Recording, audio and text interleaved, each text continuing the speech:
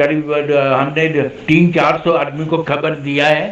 देखा जाए तो आपका टॉपिक इतना सुंदर है कि जिसको सुनने के लिए हम जी, लोग व्यग्र हमारा हैं। स्क्रीन क्या हमारा स्क्रीन दिख रहा है? बिल्कुल अच्छा से दिख रहा है सर, बिल्कुल अच्छा से दिख अब रहा हम है। स्लाइड शुरू कर रहे हैं। ये स्लाइड क्या दिख रहा है आप लोग को?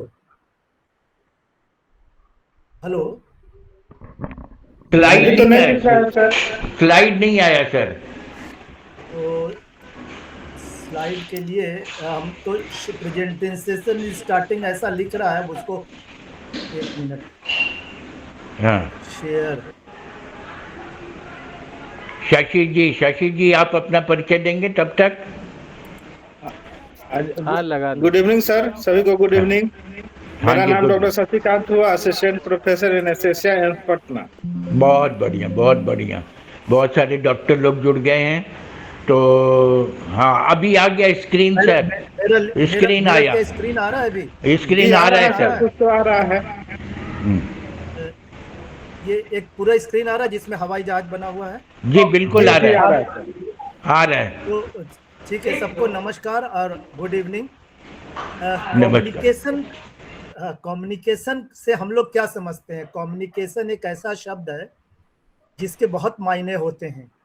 अब जैसे हम लोग बात करते हैं कि पटना से गया का क्या कम्युनिकेशन है, तो हम लोग उसको बोलते हैं कि ट्रेन भी है, टैक्सी से भी जा सकते हैं, बस है। तो एक तो ये होता है मायने कम्युनिकेशन का। दूसरा ये देखिए कम्युनिकेशन का दूसरा उदाहरण यहाँ पे एक बहुत ही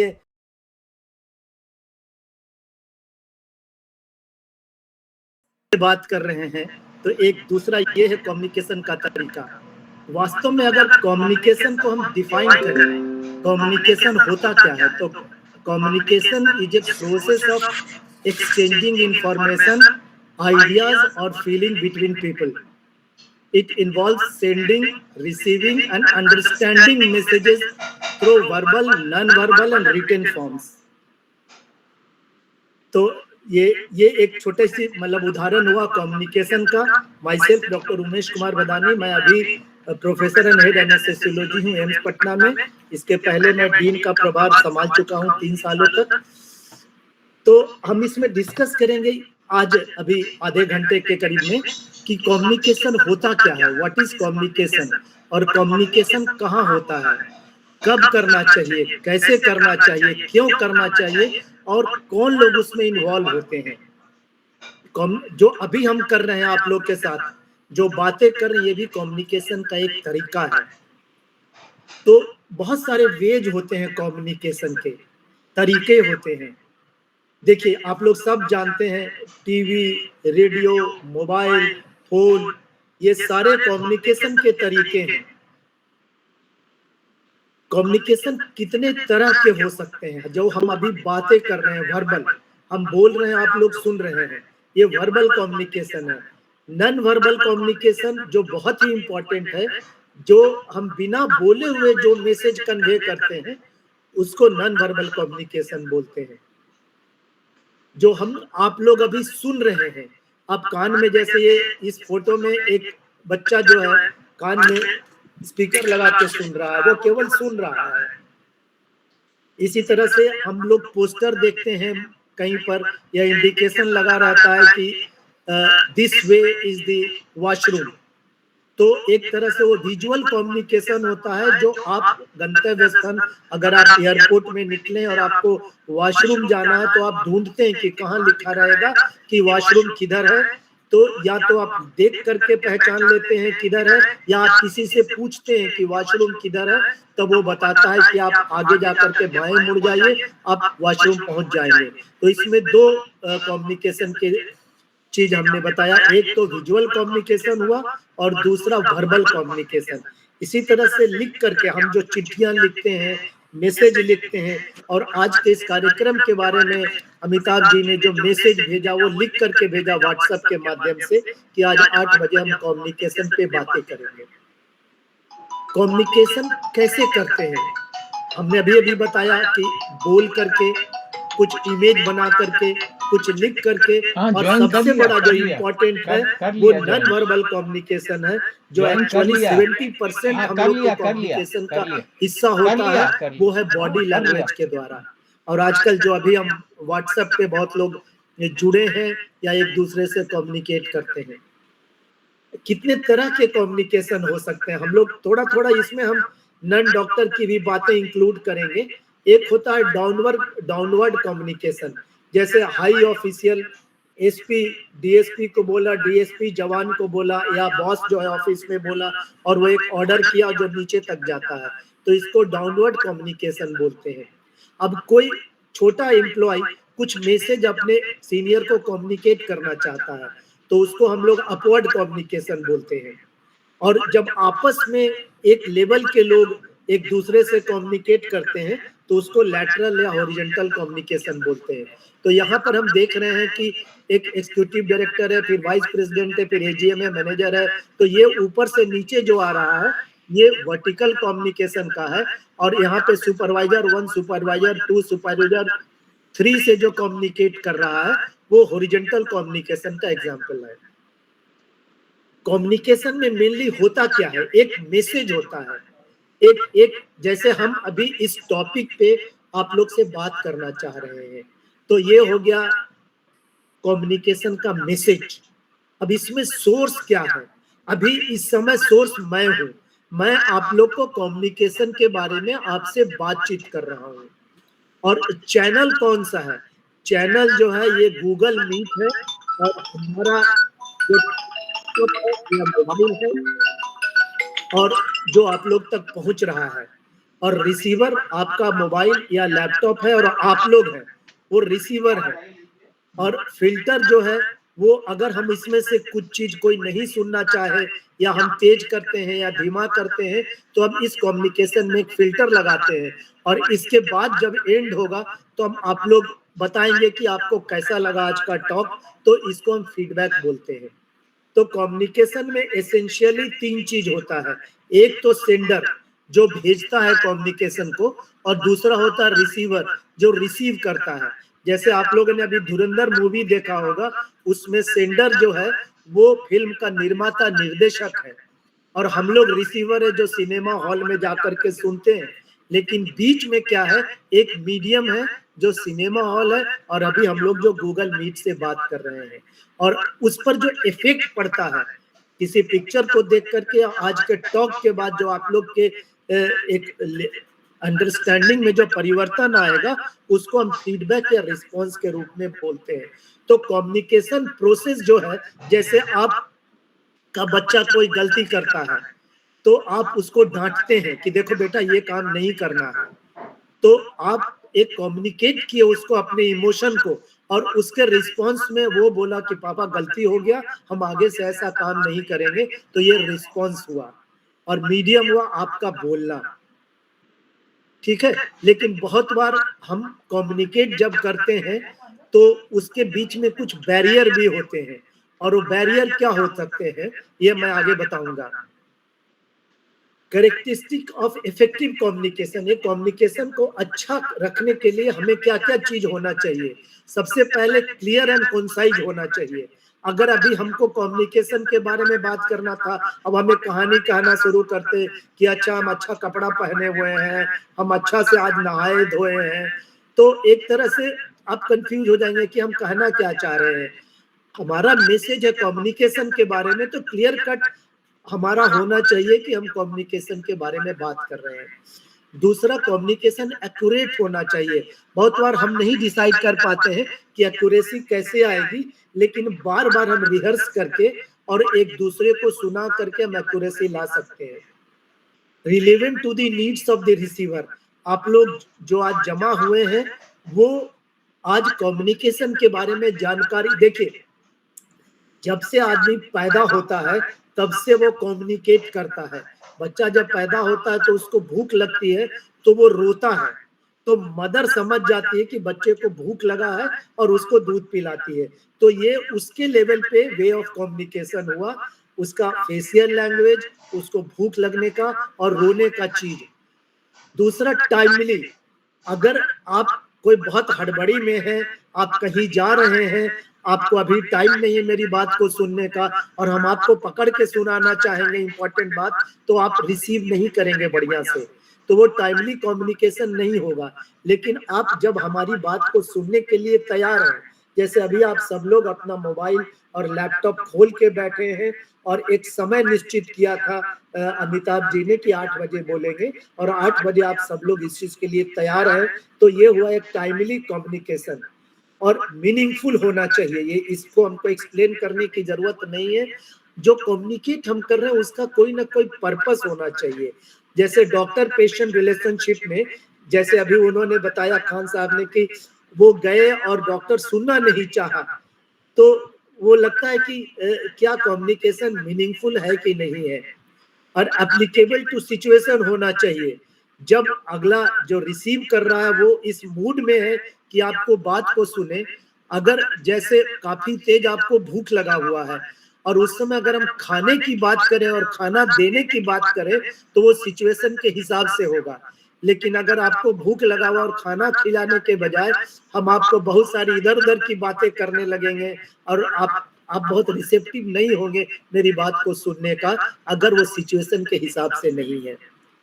ठीक है, कैसे एक बढ़िया कम्युनिकेशन को हम इफेक्टिव कर सकते हैं?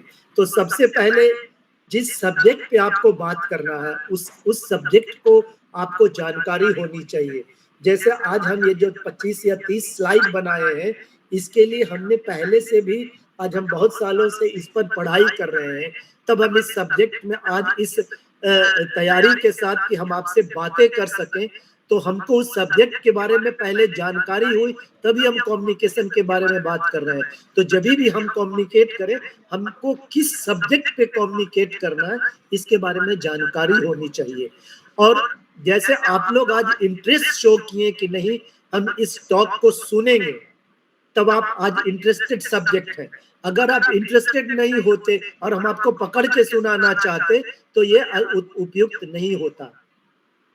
इसके बाद अमिताभ जी ने शुरू में सबका परिचय दिया या मांगा और बताया, तो ये एक तरीका था रैपो स्टैब्लिश करने का। अगर हम एक दूसरे को जान रहे, अच्छा अभी जो लोग सुन रहे हैं उसमें क्या है कि मिक्स सब्जेक्ट है, कुछ लोग डॉक्टर हैं, कुछ लोग नन डॉक्टर हैं, कुछ लोग रिटायर्ड आईएएस हैं, कुछ लोग विभिन्न सामाजिक श्रेणी से आ रहे हैं। तो अगर हम केवल मेडिकल टर्म ही यूज करेंगे तो हम बहुत अच्छा वक्ता नहीं गिने जाएंगे, क्योंकि हमारा जो सब्जेक्ट है, जो ऑडियंस है, वो मिक्स ऑडियंस है। इसमें हमारे कुछ मित्र भी हैं, डॉक्टर रजनीश हैं, डॉक्टर अभिद हैं, डॉक्टर शशिकांत हैं, वो बहुत सारे टेक्निकल चीज समझ सकते हैं, लेकिन इसके अलावा बहुत सारे ऐसे लोग हैं जो टेक्निकल वर्ड नहीं समझते हैं। तो हमारा ये कर्तव्य होगा कि हम अपने मैसेज को इस तरह से बताएं कि दोनों लोग बराबर समझ सकें।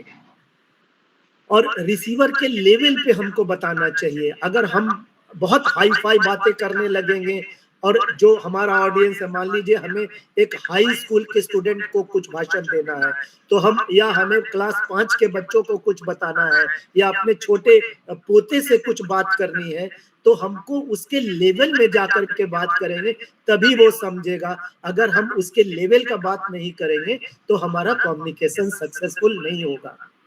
इसके बाद है एप्रोप्रिएट कम्युनिकेशन चैनल यूज करना। जहां पे हम व्हाट्सएप से कम्युनिकेट कर सकते हैं व्हाट्सएप से करेंगे, जहां पे हमें फोन से बात करने की जरूरत है हम फोन से बात करेंगे। और कोविड के बाद से ये जो मेथड जो हम लोग अभी यूज कर रहे हैं ऑनलाइन कम्युनिकेशन, ये भी एक बहुत इफेक्टिव वे ऑफ कम्युनिकेशन है। लेकिन इसमें एक मुश्किल आती है कि आप लोग कितना सुन रहे हैं मेरे को, वो हो सकता है हम नहीं देख पा रहे हो। तो इसलिए किस तरह का कम्युनिकेशन चैनल यूज करना है, ये निर्भर करेगा कि आपका कम्युनिकेशन कितना इफेक्टिव रखना चाहते हैं। इसके अलावा इफेक्टिव कम्युनिकेशन के लिए चैनल एप्रोप्रिएट होना चाहिए, अफोर्डेबल होना चाहिए और अपीलिंग होना चाहिए। अब हम एक किसान को जो एक गांव में मजदूर है, उसके एक भीड़ को हमें संबोधित करना है। अब उसको हम कहेंगे गांव में पंच को कि सब लोग ऑनलाइन आ जाना, हम शाम को 8 बजे बात करेंगे, तो हो सकता है वो किसान उतना अफोर्ड भी नहीं कर सकता और उसको इतना नॉलेज नहीं है, लेकिन हम कहेंगे कि हम रविवार को कल 10 बजे उन लोग को जा करके सामने सामने मिल के बताएंगे, तो वो हमारा कम्युनिकेशन ज्यादा इफेक्टिव होगा। कैरेक्टरिस्टिक ऑफ इफेक्टिव कम्युनिकेशन, अब ये तो वक्ता के बारे में हमने बताया, लेकिन रिसीवर का भी ध्यान रखना। जैसे आप लोग सब मेरी बात को सुन रहे हैं, ये इंश्योर करना भी हमारा काम है। Receiver should be aware, interested and willing to accept. वो listen attentively, understand the value of message, और बाद में जैसे हम इस पूरे इसको खत्म करने के बाद हो सकता है कि आपसे पूछें कि आपको कैसा लगा, अच्छा हमने इस बात पर क्या बताया। आप जब हम अपने स्टूडेंट को पढ़ाते हैं तो हम ये इंश्योर करते हैं कि हम जो मैसेज दे रहे हैं या जो चैप्टर डिस्कस कर रहे हैं वो स्टूडेंट अच्छा से समझा या नहीं, और समझा या नहीं इसका फीडबैक जानने का तरीका है कि हम उसको एग्जाम लेते हैं या वर्बली पूछते हैं कि ये बताओ कि हम जो पढ़ा है उसमें से इस क्वेश्चन का आंसर क्या है। तो ये फीडबैक जानने का तरीका है। Characteristics of effective communicator. An effective verbal communicator clarifies, listens, encourages empathetically, acknowledges and restates and repeats. अगर नहीं समझ में आया तो ये सब चीजें इफेक्टिव कम्युनिकेटर के क्वालिटीज हैं। और इसी तरह से नॉन वर्बल कम्युनिकेटर जो है वो रिलैक्स होकर के काम करता है, ओपन अप करता है। जब हम कोई कुछ खास बात बतानी है तो हम उसके नजदीक जाकर के उससे बात करते हैं। और अभी जो कम्युनिकेशन हम आपसे कर रहे हैं उसमें हम मोटा मोटी आई टू आई कांटेक्ट तो नहीं कर सकते हैं, लेकिन जब सीधे सीधे जब आप एक दूसरे से बात कर रहे हैं तो जब आप आंखों में आंखें डाल के बात करेंगे तो सुनने वाला आपके मैसेज को बढ़िया से रिसीव करेगा।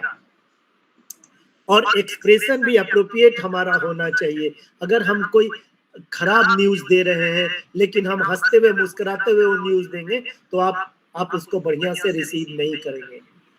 अब है गोल्स ऑफ कम्युनिकेशन क्या होता है। गोल्स ऑफ कम्युनिकेशन है टू एक्सप्लेन, टू गेट और give information, to inform, to motivate and to gain people attention. ये सब मोटा मोटी गोल होते हैं। जैसे अभी जो हम इन्फॉर्म या जो बता रहे हैं वो एक तरह से हमारे तरफ से जो एक नॉलेज हमने अभी तक एक्वायर किया है कम्युनिकेशन के बारे में, हम आपको ट्रांसमिट करना चाह रहे हैं, बताना चाह रहे हैं। लेकिन इसमें कुछ लोग जो हमारे जूनियर कलीग हैं वो मोटिवेट भी होंगे कि अच्छा अगर इस चीज को कर करके हम बेहतर वक्ता हो सकते हैं तो क्यों ना हम प्रैक्टिस करके इस चीज को इस क्वालिटी को एक्वायर करें। तो बहुत बार हमारे एक्शन और कम्युनिकेशन किसी को मोटिवेट करने में भी काम देते हैं। और बहुत सारे जो गुरु होते हैं, प्रीचर होते हैं, सीनियर लोग होते हैं, उनकी छोटी छोटी बातें हमें मोटिवेट करती है और वो एक तरह का कम्युनिकेशन का तरीका है। अब मैं जो मेन टॉपिक जिसके लिए हम लोग जाने जाते हैं, जो डॉक्टर है हम लोग, एक डॉक्टर जो है या मेडिकल साइंस में कम्युनिकेशन का क्या रोल है। हम जब बातें करते हैं, जब मिलते हैं, या जैसे आप लोग सब कभी ना कभी किसी न किसी डॉक्टर के पास जरूर गए होंगे। तो ये जो स्लाइड है ये एक तरह से डॉक्टरों के लिए लागू होता है, हम लोग के लिए, कि हमें कम्युनिकेशन का पर्पस क्या है। सबसे पहला और इम्पोर्टेंट पर्पस है कि हम आपका ट्रस्ट और रैपो एस्टैब्लिश करें। अगर आपका हम पर विश्वास ही नहीं होगा तो आप ना हमारा दवाई खाएंगे, ना हमारे सजेशन को मानेंगे, ऐसा ही डॉक्टर साहब बोल देते हैं। तो सबसे पहले हमारा कम्युनिकेशन ऐसा होना चाहिए जो आपका ट्रस्ट और रैपो एस्टैब्लिश करे। इसके बाद बिना जाने, बिना आपके बीमारी के बारे में जाने, बिना आपके एक्सरे करवाया और एक्सरे में क्या इंपॉर्टेंट है, क्या फाइंडिंग है, तो हमको पहले इंफॉर्मेशन गैदर करना चाहिए और मरीज के बारे में भी। क्योंकि आप लोग जब हमारे पास आते हैं तो एक हम लोग बोलते हैं कि निमोनिया का केस है। हम लोग, आप सुने होंगे, हम लोग जब डॉक्टर लोग बातें करते हैं तो हम बोलते हैं कि एक निमोनिया का केस है। और आप जो मरीज इस चीज को सुन रहे होते हैं और आपका बेटा जो सुन रहा होता है उसको लगता है डॉक्टर साहब क्या बोल रहे हैं। हम केस नहीं है, हम एक फैमिली है, एक ह्यूमन बीइंग है।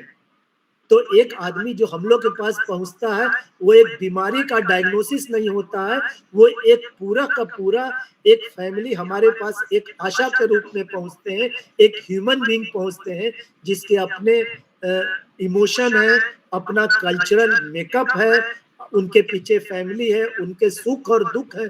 तो एज ए डॉक्टर हमको इसीलिए बहुत लोग बोलते हैं कि जो अच्छे डॉक्टर होते हैं वो जब आप जाते हैं उनके पास तो आपके बीमारी के बारे में बाद में पूछते हैं, वो पूछते हैं कि गाय जो बछड़ा दिया था वो कैसा है, कितना दूध दे रही है गाय। तो आप बहुत खुश होते हैं कि देखिए डॉक्टर साहब को याद था कि पिछले बार जब हम मिले थे तो हमारा गाय बच्चा दी थी, अभी तक उनको याद है। तो एक तरीका है रैपो स्टैब्लिश करने का। इसके अलावा बहुत बार हम लोग को बहुत एक मतलब दुख भरी बात आप लोग को बताना पड़ता है। पहली बार हमको एक पैथोलॉजी रिपोर्ट मिला और उसमें एक खराब डायग्नोसिस है। पहली बार मालूम हुआ कि आप जिस बीमारी को दिखाने हमारे पास आए थे उसमें कैंसर है। तो हम लोग के समय पास ये बहुत मुश्किल सिचुएशन होता है कि हम इस बैड न्यूज को कैसे आप तक पहुंचाएं। आगे हम इसमें डिस्कस करेंगे ब्रेकिंग दी बैड न्यूज। चूंकि ये जो स्लाइड हम बनाए थे वो बेसिकली मेडिकल लोगों को पढ़ाने के लिए बनाए थे, लेकिन ये अच्छी बात है कि आप लोग जब इस चीजों को आज सुनेंगे हमसे तो आप समझेंगे कि नहीं, हम तो तकलीफ में होते हैं, डॉक्टर भी हमको बताते समय बहुत मुश्किल समय से गुजरता है जब उनको एक खराब डायग्नोसिस हमें बताना पड़ता है। तो इसलिए और केवल हम डायग्नोसिस ही नहीं बताते हैं, उस समय आपके इमोशन भी होते हैं और आपके इमोशन को हमें एड्रेस करना पड़ता है। बहुत सारे पेशेंट पहली बार जानने के बाद पेशेंट या उनके रिलेटिव रोने लगते हैं, तो हम केवल जस्ट ये बता करके कि आपको लंग का कैंसर है हम नहीं भाग जा सकते हैं। हमको आपके साथ बैठ करके आपके इमोशंस को भी एड्रेस करना पड़ता है। तो ये भी एक मेडिकल साइंस का है कि केवल हम डायग्नोसिस बताएं ही नहीं, हम आपके इमोशन को भी एड्रेस करें और इमोशन को न केवल एड्रेस करें, कंसर्न भी है। एक पेशेंट अभी बोला कि डॉक्टर साहब वो तो ठीक है, हमको तो ये बीमारी हो गया, लेकिन हमको मुश्किल है कि मेरी बेटी की शादी मई में है। और ये सिचुएशन सही मैं बता रहा हूँ, वो पेशेंट एक अभी आईसीयू में भी और एक हमारे पैलिएटिव केयर वार्ड में है। तो क्या हम उतना दिन बचेंगे कि नहीं बचेंगे? तो एक ये है, ये कंसर्न है उसको कि ठीक है हमको कैंसर है, हम मर तो जाएंगे, लेकिन क्या हम अगले महीने तक रहेंगे? हम अपनी बेटी की या पोती की शादी देखना चाहते हैं। तो ठीक है, हम इलाज में उसका कोई बहुत ज्यादा रोल नहीं है, लेकिन उसके इस कंसर्न को अगर हम एड्रेस करते हैं अपने नॉलेज और अपने फीलिंग्स के द्वारा, तो पेशेंट का बहुत बड़ा काम होता है। तो ये सारी चीजें मेडिकल साइंस में इंपॉर्टेंस रखती है। इसके अलावा बैरियर ऑफ कम्युनिकेशन, अभी हम आपसे बात कर रहे हैं और मेरा लाइट चला जाए या इतना शोर पीछे में आए, जैसे अभी अमिताभ जी बोल रहे थे कि कुछ लोग अपना माइक ऑन किए हुए हैं, तो जब हम बात कर रहे हैं अगर आप लोग अभी अपना माइक ऑन कर ले और अपनी मैडम को बोले कि जरा चाय बना के लाना और उसमें चीनी कम डालना, तो मेरे टॉक में बीच में वो चाय वाला भी लैंग्वेज आ जाएगा जो आपके ध्यान को डाइवर्ट करेगा। तो एक ये हुआ बैरियर। दूसरा साइकोलॉजिकल बैरियर होता है कि हम पहले से सोच के आते हैं कि अरे ये तो मतलब हम बोलेंगे और हम इमोशनल हो जाएंगे, हम ठीक से नहीं बता पाएंगे ये मैटर, इसलिए हम बोलेंगे ही नहीं। इसके बाद बहुत बार हियरार्की में बहुत सीनियर आदमी जब सामने होता है तो बहुत जूनियर आदमी बहुत इंपॉर्टेंट इंफॉर्मेशन भी डर के मारे नहीं दे पाता है कि पता नहीं बड़े साहब मौजूद हैं, हम ये मैसेज देंगे तो पता नहीं क्या सोचेंगे। तो बहुत बार ये ऑर्गेनाइजेशनल बैरियर होता है।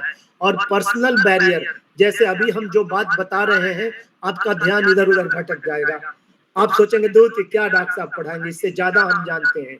तो ये सब पर्सनल बैरियर हुआ, एटीट्यूड का और लैक ऑफ अटेंशन का। ठीक है, तो ये barriers of effective communication and language.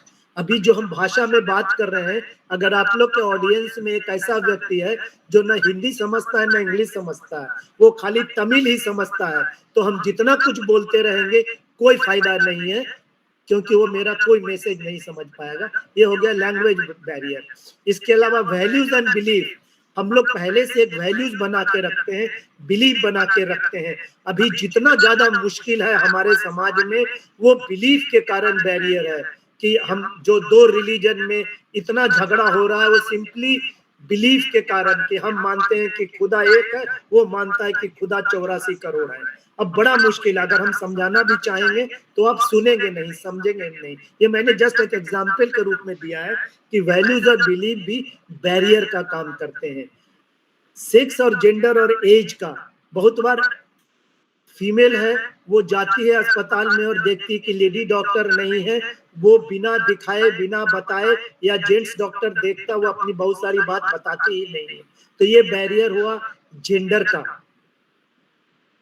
Economic status, बहुत बार लगता है कि अरे हम गरीब आदमी हैं, वो बहुत पैसा वाला है, बहुत ये है, अगर उनको हम ये चीज बताएंगे पता नहीं उसका वैल्यू देंगे कि नहीं देंगे, तो हम अपनी बातों को नहीं कहते हैं।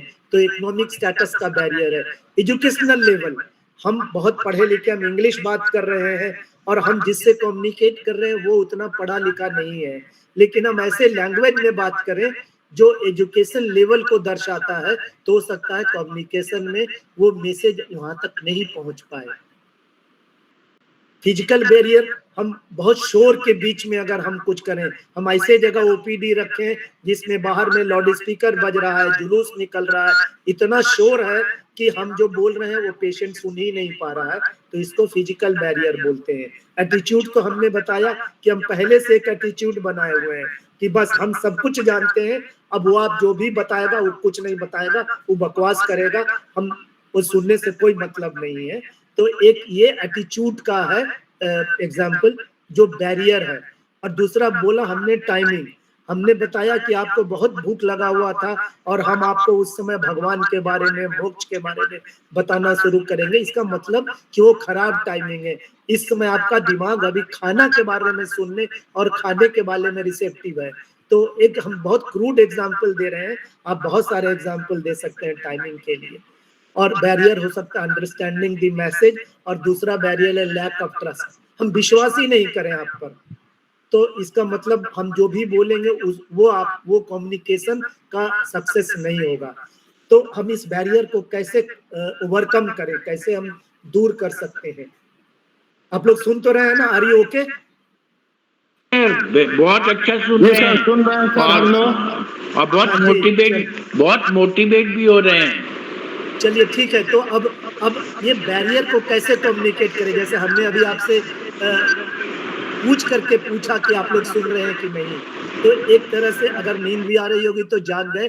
पहला तो सिंपल लैंग्वेज यूज करना है। हम कोशिश कर रहे हैं कि हम बहुत ज्यादा मेडिकल टर्म ना बोले जिससे कि सब लोग उसमें से सुन सके। तो आप भी जब कम्युनिकेट कर रहे हैं तो try to use simple language. Reduction and elimination of noise level, आप रेडियो बजा दे रहे हैं, बाहर में अजान हो रहा है, उधर जुलूस निकल रहा है, आप उस समय मत क्लास लीजिए, आप इंतजार कीजिए, जुलूस जब आगे निकल जाएगा 5 मिनट बाद अब अपना टॉक शुरू करेंगे। और सुनने वाला जो है, बोलने वाला को भी सुनना पड़ता है। अगर हम आपकी बात को सुनेंगे ही नहीं तो हम जवाब कैसे दे पाएंगे? फिर आपका इमोशनल स्टेट कैसा है? आप ऐसा तो नहीं कि बहुत ही खराब इमोशनल स्टेट में है, आप कोई बहुत दुख से गुजर रहे हैं, कुछ ऐसा चीज हो गया है और उसको बिना ध्यान दिए हम जबरदस्ती का फंडा देना शुरू कर दे, तो ऐसा नहीं है। आपको एक अच्छे इमोशनल स्टेट का इंतजार करना, और तभी आप जब बताएंगे तो अगला सुनेगा। दूसरा, ऑर्गेनाइजेशनल स्ट्रक्चर सिंपल रखना चाहिए जिसमें कम्युनिकेशन सही हो। जब मीटिंग हम करते हैं तो बहुत बार देखे होंगे जो बहुत अच्छे ऑर्गेनाइजर होते हैं, जो हाई लेवल के होते हैं, आप देखेंगे अभी कभी सुधा मूर्ति को सुनिए, वो इतनी बड़ी लेडी, इतने हाई लेवल की लेडी होते हुए इवन जब पार्लियामेंट में बोलती है या जब वो कहानियां सुनाती है तो कितना सिंपल वे में कितना इम्पोर्टेंट वो बताती है। तो एक एग्जाम्पल हुआ कि वो ऑर्गेनाइजेशन लेवल पे सिंप्लीफाई करके कम्युनिकेट करती है और कोशिश करके। अब हम अभी बहुत सारा इंफॉर्मेशन देंगे आप लोग को, तो हमें कोशिश ये करनी है कि ये इंफॉर्मेशन अप्रोप्रिएट मात्रा में हो, जबरदस्ती हम ओवरलोड ना करें।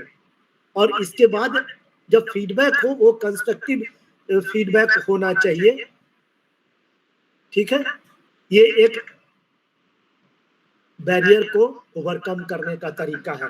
अब एक इम्पॉर्टेंट है, कम्युनिकेशन के कितने टाइप होते हैं, वर्बल, नॉन वर्बल और विजुअल। आवर बॉडी लैंग्वेज, अब ये देखिए, आप लोग ये फोटो को देखिए, एक छोटी सी बच्ची है, आप लोग एक एक करके बताएंगे कि ये क्या कम्युनिकेट करना चाह रही है। एनीबडी प्लीज, इस फोटो को देखिए, बोलिए क्या कह रही है। नाराज है।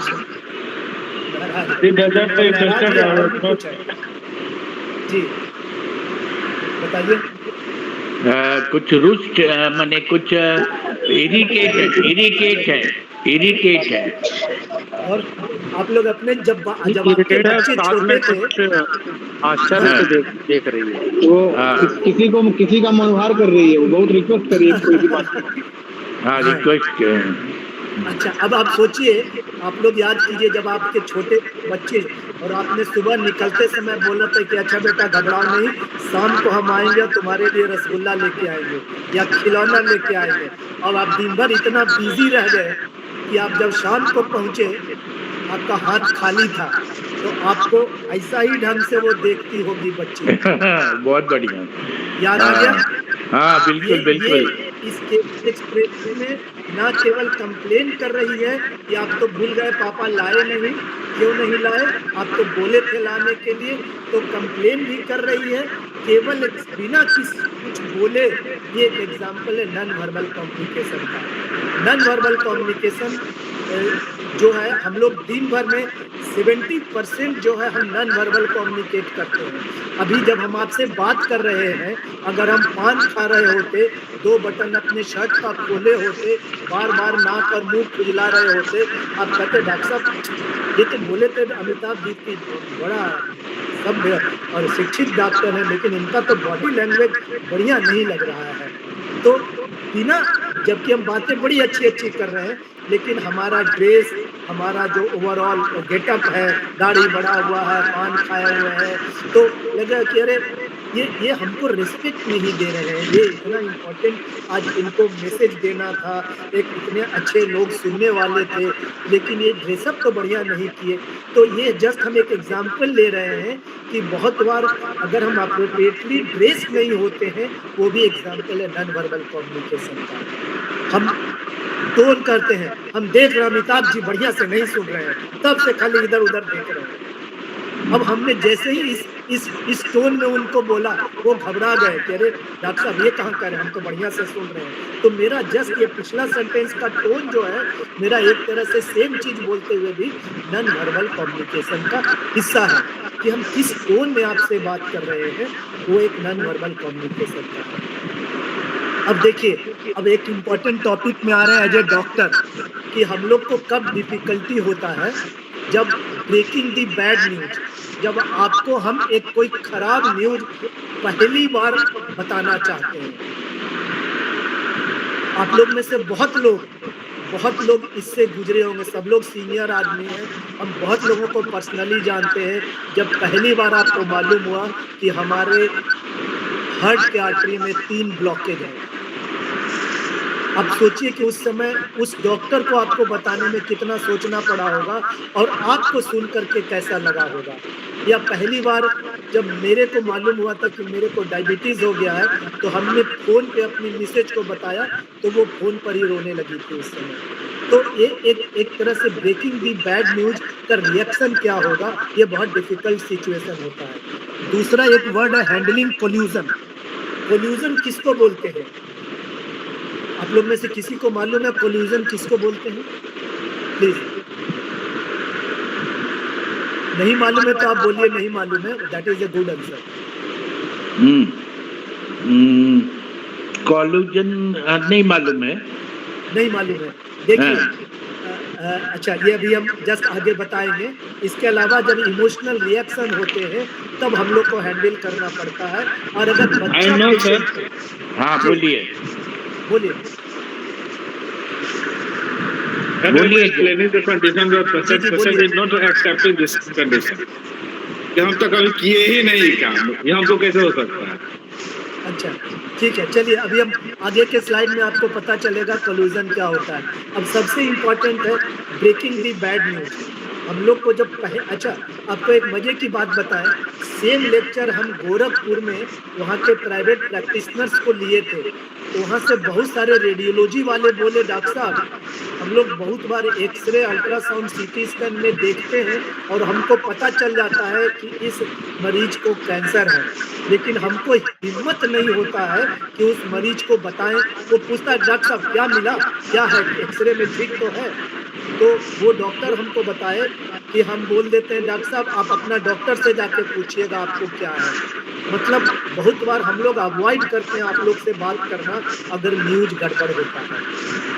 लेकिन दुख की बात यह है, डिफिकल्ट सिचुएशन ये है कि कभी न कभी किसी न किसी को ये मैसेज तो कन्वे करना पड़ता है, और ये जो मैसेज अब कन्वे करने को ब्रेकिंग दी बैड न्यूज बोलते हैं। और अपने स्टूडेंट्स को हम पढ़ाते हैं कि ब्रेकिंग दी बैड न्यूज कैसे करोगे, कैसे आप पेशेंट को बताओगे।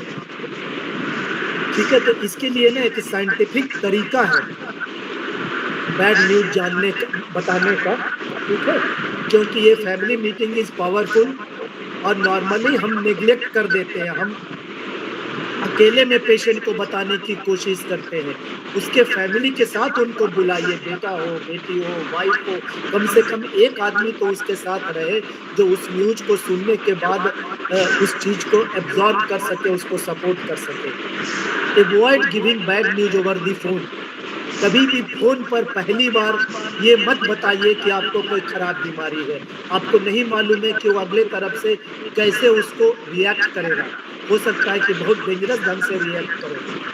तो ये हम एक्चुअली डॉक्टर कलीग के लिए ये बात बताते हैं कि या आप लोग भी आपस में, अगर आपको मालूम पड़ गया कि आपके मित्र को, हमने आपको बताया कि मतलब आपके इस मित्र को ये फलाना बीमारी है, अब आप सीधे फोन कीजिएगा कि शर्मा जी अभी तो हमको डॉक्टर बदानी से बात हुआ, वो तो बोले कि आपको लंग में कैंसर निकला है। अब वो बेचारा उधर फोन पर रहेगा 5वां तल्ला में, वो इतना इमोशनली इफेक्ट हो जाएगा कि he may decide to do whatever something bad thing. Never give any bad news on phone. और नॉर्मली कोई भी खराब न्यूज को एडजस्ट करने में टाइम लगता है, तो हमेशा हमको ये समय देना चाहिए कि वो न्यूज को एक्सेप्ट करने के बाद आदमी एडजस्ट करे। तो इसके लिए बहुत सारे मॉडल है साइंटिफिकली हमारे इसमें। एक तो ABCDE मॉडल बोलते हैं। पहले से डॉक्टर को हम लोग को एडवांस प्रिपरेशन करना चाहिए कि हम कैसे बताएंगे। एक अच्छा एनवायरनमेंट क्रिएट करेंगे, उसको बुलाएंगे, बैठाएंगे, हम कुछ ऐसा चीज रखेंगे कि अगर खराब इमोशनल रिएक्शन हो तो उसको अब्जॉर्ब कर सके।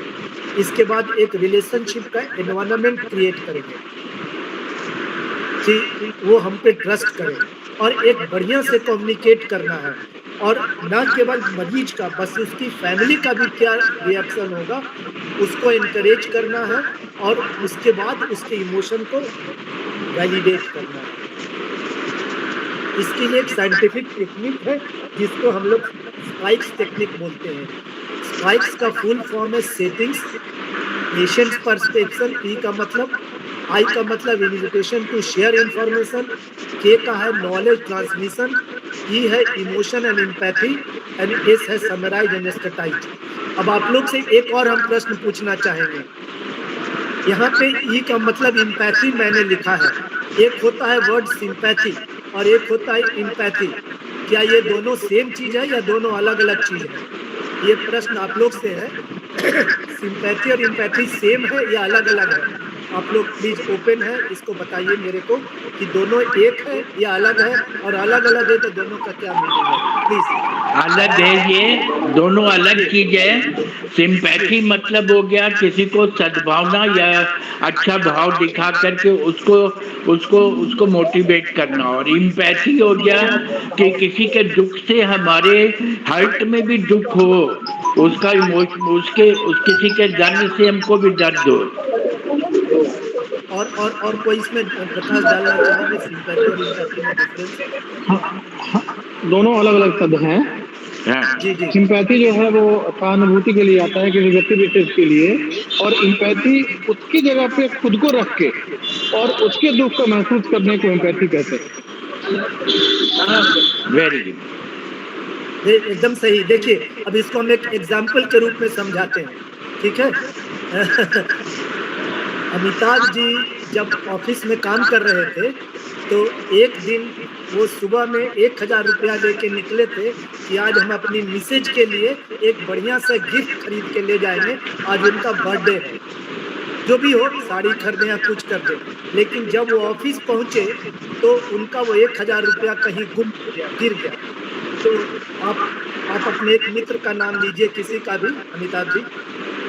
हाँ, बदानी साहब। एक मित्र का नाम लीजिए। बदानी साहब। अच्छा चलिए, मदानी साहब तो ठीक है।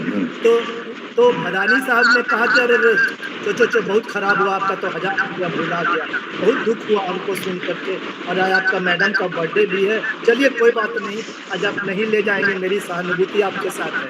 ये हुआ सिंपैथी व्यक्त करना।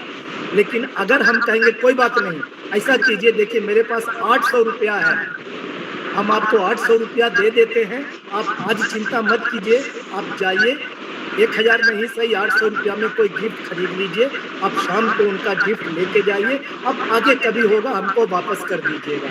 तो ये जो हुआ, ये सिंपैथी का एग्जाम्पल हुआ। खाली हम सहानुभूति दिखा दिया, अरे बहुत खराब हुआ, वो हुआ सिंपैथी, वो भी एक तरीका है।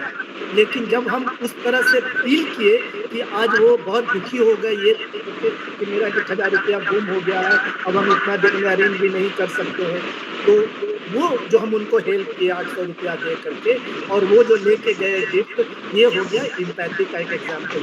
तो ब्रेकिंग दी बैड न्यूज में ये सब है, एक एक डिस्कस करेंगे। स्पाइक्स में एस का फर्स्ट मतलब होता है सेटिंग। हम ऐसे चलते चलते आपको बता दें, फोन करके बता दें, ये अच्छी बात नहीं है। हम आपको मतलब हम आप करके इसलिए बोल रहे हैं कि हम अभी एज ए डॉक्टर अपने आप को ट्रीट कर रहे हैं कि हमें एक खराब सूझ देना है पहली बार। तो हम आपको खड़ा होकर के रास्ता में, कॉरिडोर में चलते ना बता सकते, आपको चैम्बर में बुलाएंगे, आपको कुर्सी पर बैठने बोलेंगे, थोड़ा शांत एटमॉस्फेयर कर देंगे, थोड़ा पेपर नैपकिन रख देंगे कि अगर आंसू भी आ जाए तो रोना चाहे तो उसको वो रहे। तो एक हुआ सेटिंग्स बनाना। इसके बाद हम नॉर्मली पेशेंट से पूछते हैं कि आपको अपने की बीमारी में क्या क्या लग रहा है, क्या परसेप्शन है। तो बहुत बार हमको लगता है कि पेशेंट को कुछ नहीं मालूम होगा, लेकिन उनका परसेप्शन हमसे बेहतर होता है। इसके बाद उसको इनवाइट करेंगे, हम पूछेंगे कि अच्छा आपको वजन कम गया है, खांसी में खून आ रहा है, आपको क्या लगता है, आपको क्या होगा। तो बहुत बार पेशेंट जो है वो अपने नॉलेज के हिसाब से या कुछ इंफॉर्मेशन के हिसाब से वो नॉलेज शेयर करता है। तो ये भी एक तरीका है उस चीज को प्रिपेयर करने का, बैड न्यूज देने का। इसके बाद आपको बताने से पहले हमें पूरी जानकारी रखनी चाहिए कि हम जो डायग्नोसिस बता रहे हैं उसमें सत्यता कितनी है। और अगर मरीज पूछ दिया कि डॉक्टर साहब आप क्या करें, अब हमारे पास क्या क्या रास्ता है, तो ये भी हमको मालूम होना चाहिए कि अगर हम केवल डायग्नोसिस बता देंगे कि आपको डायबिटीज है और बोलेंगे कि अब आप समझिए आपको क्या करना है, तो ये अच्छा आंसर नहीं होगा। हम कहेंगे कोई बात नहीं, अभी ब्लड शुगर इतना हाई है, आप अस्पताल आइए, हम आपका दूसरा ब्लड टेस्ट कराएंगे, हीमोग्लोबिन A1C कराएंगे, और फिर हम अपने कलीग के पास भेजेंगे जहाँ पर वो आपको ड्रग प्रेस्क्राइब करेगा। घबराने की ज़रूरत नहीं है, ये कंट्रोल वाला डिजीज़ है। तो ये जो है हमको पहले तो नॉलेज होना चाहिए बीमारी के बारे में, जिसका हम इंफॉर्मेशन दे रहे हैं, और उसके बाद रास्तों के बारे में कि इसके बाद अब क्या करना पड़ेगा, ठीक है। और ये सारी चीज़ बताते समय हमको एम्पैथी देना चाहिए, एम्पैथी के रूप में डिस्कस करना चाहिए, ना कि जस्ट सिंपैथी। क्योंकि एक एज ए पेशेंट हमसे एक्सपेक्ट करते हैं आप लोग कि हम ना केवल डायग्नोसिस बताएंगे, बल्कि कुछ न कुछ जो हमारे वश में है वो रास्ता भी सुझाने की कोशिश करेंगे। इसके बाद लास्ट है स्ट्रेटेजी बताएंगे कि अब क्या करना है। अगर कैंसर है तो किस स्टेज में है, अब क्या क्या उपाय है, क्या रेडियोथेरेपी देना चाहिए, क्या कीमोथेरेपी देना चाहिए, कितना लाइफ होगा, कितना आगे बढ़ेगा, कैसे आप अपने लाइफ को एडजस्ट करेंगे, कैसे इस चीज़ को एक्सपेक्ट करेंगे। तो ये सब हमारे ब्रेकिंग दी बैड न्यूज का हिस्सा है। अब देखिए ये तो ब्रेकिंग दी बैड न्यूज में हमने बताया। अब इसमें कोई कुछ अपना ऐड करना चाहे, आप लोग को अपना अनुभव कि आपको जब कोई भी खराब न्यूज मिला था तो आपकी कैसी अनुभूति हुई थी, प्लीज ये 2 मिनट आपके लिए है। आप लोग सब कभी ना कभी इससे गुजरे होंगे, तो उस समय डॉक्टर ने आपके साथ कैसा बिहेव किया? Please be open to discuss your experiences. Anybody? जी बताइए। हमको जब अटैक आया तो फिर डॉक्टर सुशील ने हमको भेज दिया, वहाँ पर बेहोश हो गए थे हम, और करीब 4 घंटे बाद 6-7 डॉक्टर ने मिलके हमको 5-6 घंटे बाद सवेर में 3 बजे हमको होश आया और हम चिल्लाने लगे। तो फिर उसके बाद हमने डॉक्टर की एक आवाज़ सुनी कि आप इनको इनके घर वालों से मिलवा दीजिए। उस समय मुझे बड़ा जोर का धक्का लगा कि बस आज मेरा लास्ट डे है। लेकिन थोड़े देर बाद जब सवेरा हुआ, वही डॉक्टर सब ला करके हमको समझाने लगे कि you don't know mister Prasad how much we have fought for you and God has saved your life, we have tried too much, whole night we are struggling for saving your life. तो उस समय थोड़ा relief हुआ, लेकिन फिर दूसरा attack आया। फिर उसके बाद देखिए अब सरवाइव कर रहे हैं और लोगों ने थैंक यू अमिताभ जी। कोई अपना अनुभव शेयर करना चाहेंगे? हम चाहेंगे कि आप लोग शेयर कीजिए, क्योंकि आज हमारे इस डिस्कशन में बहुत सारे हमारे कलीग भी सुन रहे हैं और उनके लिए एक बहुत बड़ा अनुभव होगा आपकी बातों को सुनना। हम चाहेंगे कि आप लोग बताइए। जीके दास जी लंदन से बताइए जीके दास जी आपका अनुभव तो बताइए। सर्वप्रथम सभी विद्वान जनों को मेरा प्रणाम। हाँ जी, और वेलकम। और भदानी जी को बहुत बहुत धन्यवाद और आभार कि इन्होंने बहुत ही कम्युनिकेशन स्किल पे जो स्लाइड प्रेजेंटेशन के द्वारा हमें समझाया है, वो हमें बहुत अच्छी तरह समझ में आया है। और उम्मीद करते हैं कि हम सभी लोगों के लिए ये बहुत ही शिक्षाप्रद और बहुत, although it is basic knowledge about communication, लेकिन हम लोगों को इतने विस्तार में मालूम नहीं था जो कि आज डॉक्टर भदानी जी ने बताया है। तो वो आपका एक्सपीरियंस पूछ रहे हैं, कुछ एक्सपीरियंस पूछ रहे हैं, प्रैक्टिकल एक्सपीरियंस आप लोग में से किसी को कोई खराब न्यूज, कोई डिजीज के बारे में या रिलेटिव के बारे में पहली बार डॉक्टर ने बताया था, तो आपके उस समय कैसे एक्सपीरियंस रहे, ये मैं जानना चाहता हूँ। सर, इस तरह डॉक्टर साहब, इस तरह का कोई भी मैसेज या समाचार मिलता है तो सर्वप्रथम पूरे परिवार में जो है एक अशांति टाइप छा जाती है, मतलब सब जो है मौन हो जाते हैं। दूसरी चीज क्या है कि ऐसे माहौल में जो है कोई भी आदमी अपनी बात को लाना नहीं चाहता है, क्योंकि सोचता है कि ये तो इतनी दुख भरी खबर है कि इसमें और बोलना उचित नहीं रहेगा। तो ये जो इस तरह का जो कम्युनिकेशन हम लोगों में जब कभी किसी को मिलता है तो आदमी थोड़ा सा जो है गंभीर हो जाता है और अंदर से दुखी हो जाता है। साथ ही यही अनुभव होता है कि हम जो है काश उसके पास हो रहते तो हम अपना दुख ज्यादा प्रकट कर सकते थे। और यही चीजों के साथ जो है हमारे जो डे टू डे बिहेवियर या चेहरे पे जो एक्सप्रेशन होता है उसका भी इम्पैक्ट नजर आता है। मैं तो यही कहना चाहूँगा। बहुत जी अच्छा है। धन्यवाद। ठीक है, ये हिमांशु थोड़ा जी सा बोल रहे समय, थे। हाँ चलिए ठीक है, थैंक यू। अब थोड़ा हम कट शॉर्ट करेंगे। एक दूसरा चीज है कोल्यूजन। कोल्यूजन में क्या होता है, आप लोग सब इस चीज को एक्सपीरियंस किए होंगे कि बहुत बार हम डायग्नोसिस किसी रिलेटिव को बताते हैं, मान लीजिए बेटे को या वाइफ को, तो हम लोग मोहब्बत के कारण कहते हैं डॉक्टर साहब ये डायग्नोसिस हमारे पिताजी को मत बताइएगा, मतलब मरीज को मत बताइएगा। इस फिनोमेनन को कोल्यूजन बोलते हैं। ठीक है, collusion also means that relevant and complete medical information is selectively or not disclosed at all to the patient and or relative।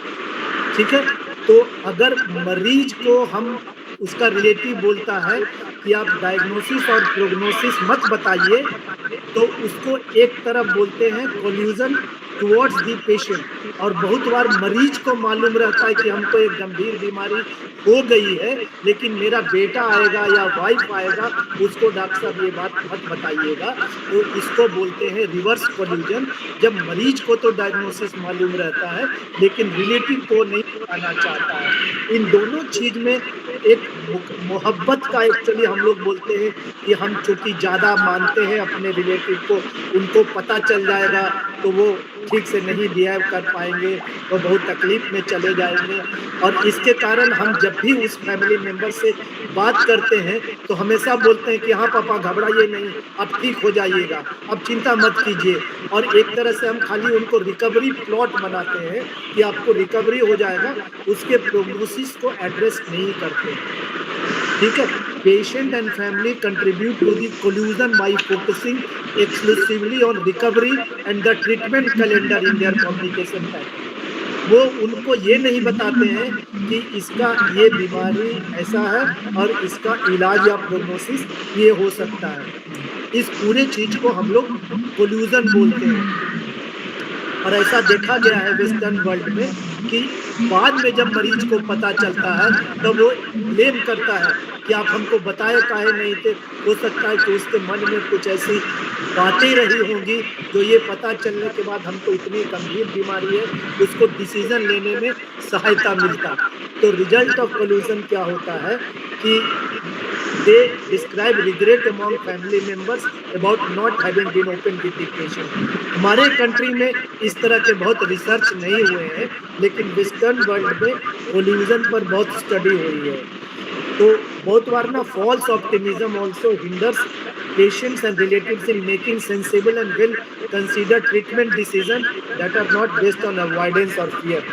तो ये बहुत मुश्किल चीज होता है। बहुत बार हमको लगता है कि हम नहीं बता रहे हैं मरीज को, ये हम अच्छा कर रहे हैं, लेकिन बहुत बार एक्चुअली हम उनको हार्म कर रहे होते हैं, क्योंकि उनको अगर मालूम रहता कि हमारा डिजीज का प्रोग्नोसिस इतना खराब है तो वो कुछ और।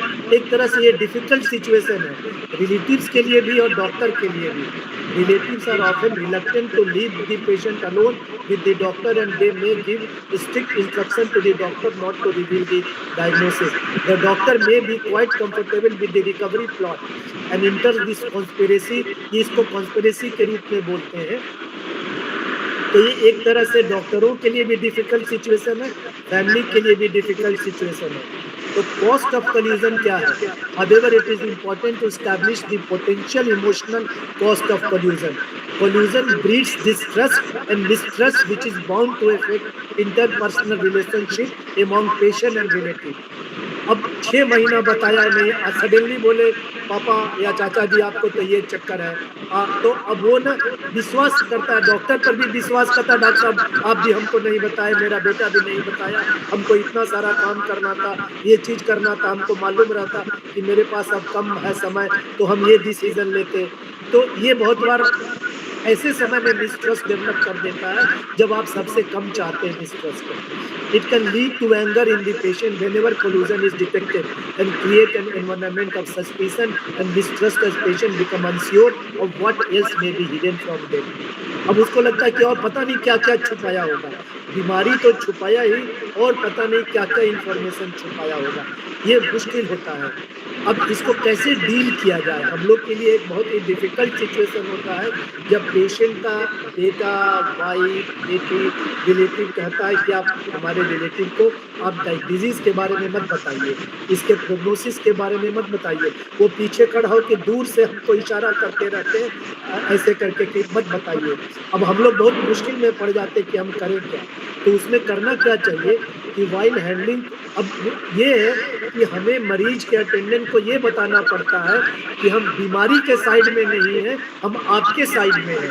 वो रिलेटिव को लगता है कि हम लोग बीमारी के साइड में हैं। देखिए डॉक्टर कभी बीमारी के साइड में नहीं होता है, डॉक्टर हमेशा पेशेंट के साइड में होता है। While handling collusion or dealing with it, the first step is to acknowledge the collusion and then explore and validate potential reasons for it. The reasons for collusion often lie in the avoidance of adding distress to the patient's experience or hurting them. Moreover, the relatives consider their duty to protect their family member who is ill and feel responsible for his or her physical and psychological well-being. ठीक है, तो हम लोग को धीरे धीरे करके बताना चाहिए। और रिलेटिव को बहुत सारे कल्चर भी रोल प्ले करता है, बहुत सारे कल्चर में, जैन में, बुद्धिज्म में इस चीज़ का एक्सेप्टेंस है, बहुत सारे कल्चर में थोड़ा हम अवॉइड करते हैं। तो हमको ये भी देखना पड़ता है कि जब हम कोलूजन से डील कर रहे हैं तो उस आदमी का कल्चर क्या है, और बहुत बार रिएक्शन जो होता है हमको उसको एक्नॉलेज करना चाहिए, हमको कंसर्न एक्सप्लोर करना चाहिए कि क्यों चाह रहे हैं कि हम नहीं बताएं। पेशेंट को फीलिंग एक्सप्रेस करने का मौका देना चाहिए।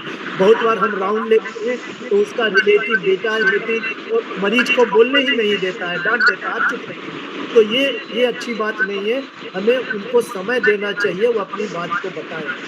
और हमेशा डिसीजन मेकिंग में पेशेंट को इन्वॉल्व करना चाहिए, और हमेशा हमको सोल्यूशन नहीं बताना है। Let the patient find their own solution, और उसका रिलेटिव। एज ए डॉक्टर हम लोग सोल्यूशन बताने का काम नहीं करते हैं फैमिली और मान लीजिए पैसा उसा के बारे में, वो फैमिली को ही अपना सोचने दीजिए कि कैसे उसका सोल्यूशन निकालेगा। बहुत बार अगर आंसर नहीं मालूम है प्लीज चुप रहिए, नहीं तो आप बेवकूफ़ी वाला बात कुछ करेंगे, वो रिएक्शन के बदले उल्टा रिएक्शन होगा। If you cannot be with them please keep quiet. अब बस एक लास्ट सिचुएशन हम लेके चलेंगे, इसके बाद खत्म करेंगे। अगर बच्चा मरीज है, चिल्ड्रेन, तो चिल्ड्रेन अगर पेशेंट है, देखिए एक इम्पोर्टेंट है कि पैदा होने से 7 साल तक बच्चे को डेथ के बारे में कोई कॉन्सेप्ट नहीं होता है। 7 इयर्स तक के बच्चे को डेथ के बारे में कोई कॉन्सेप्ट नहीं होता है।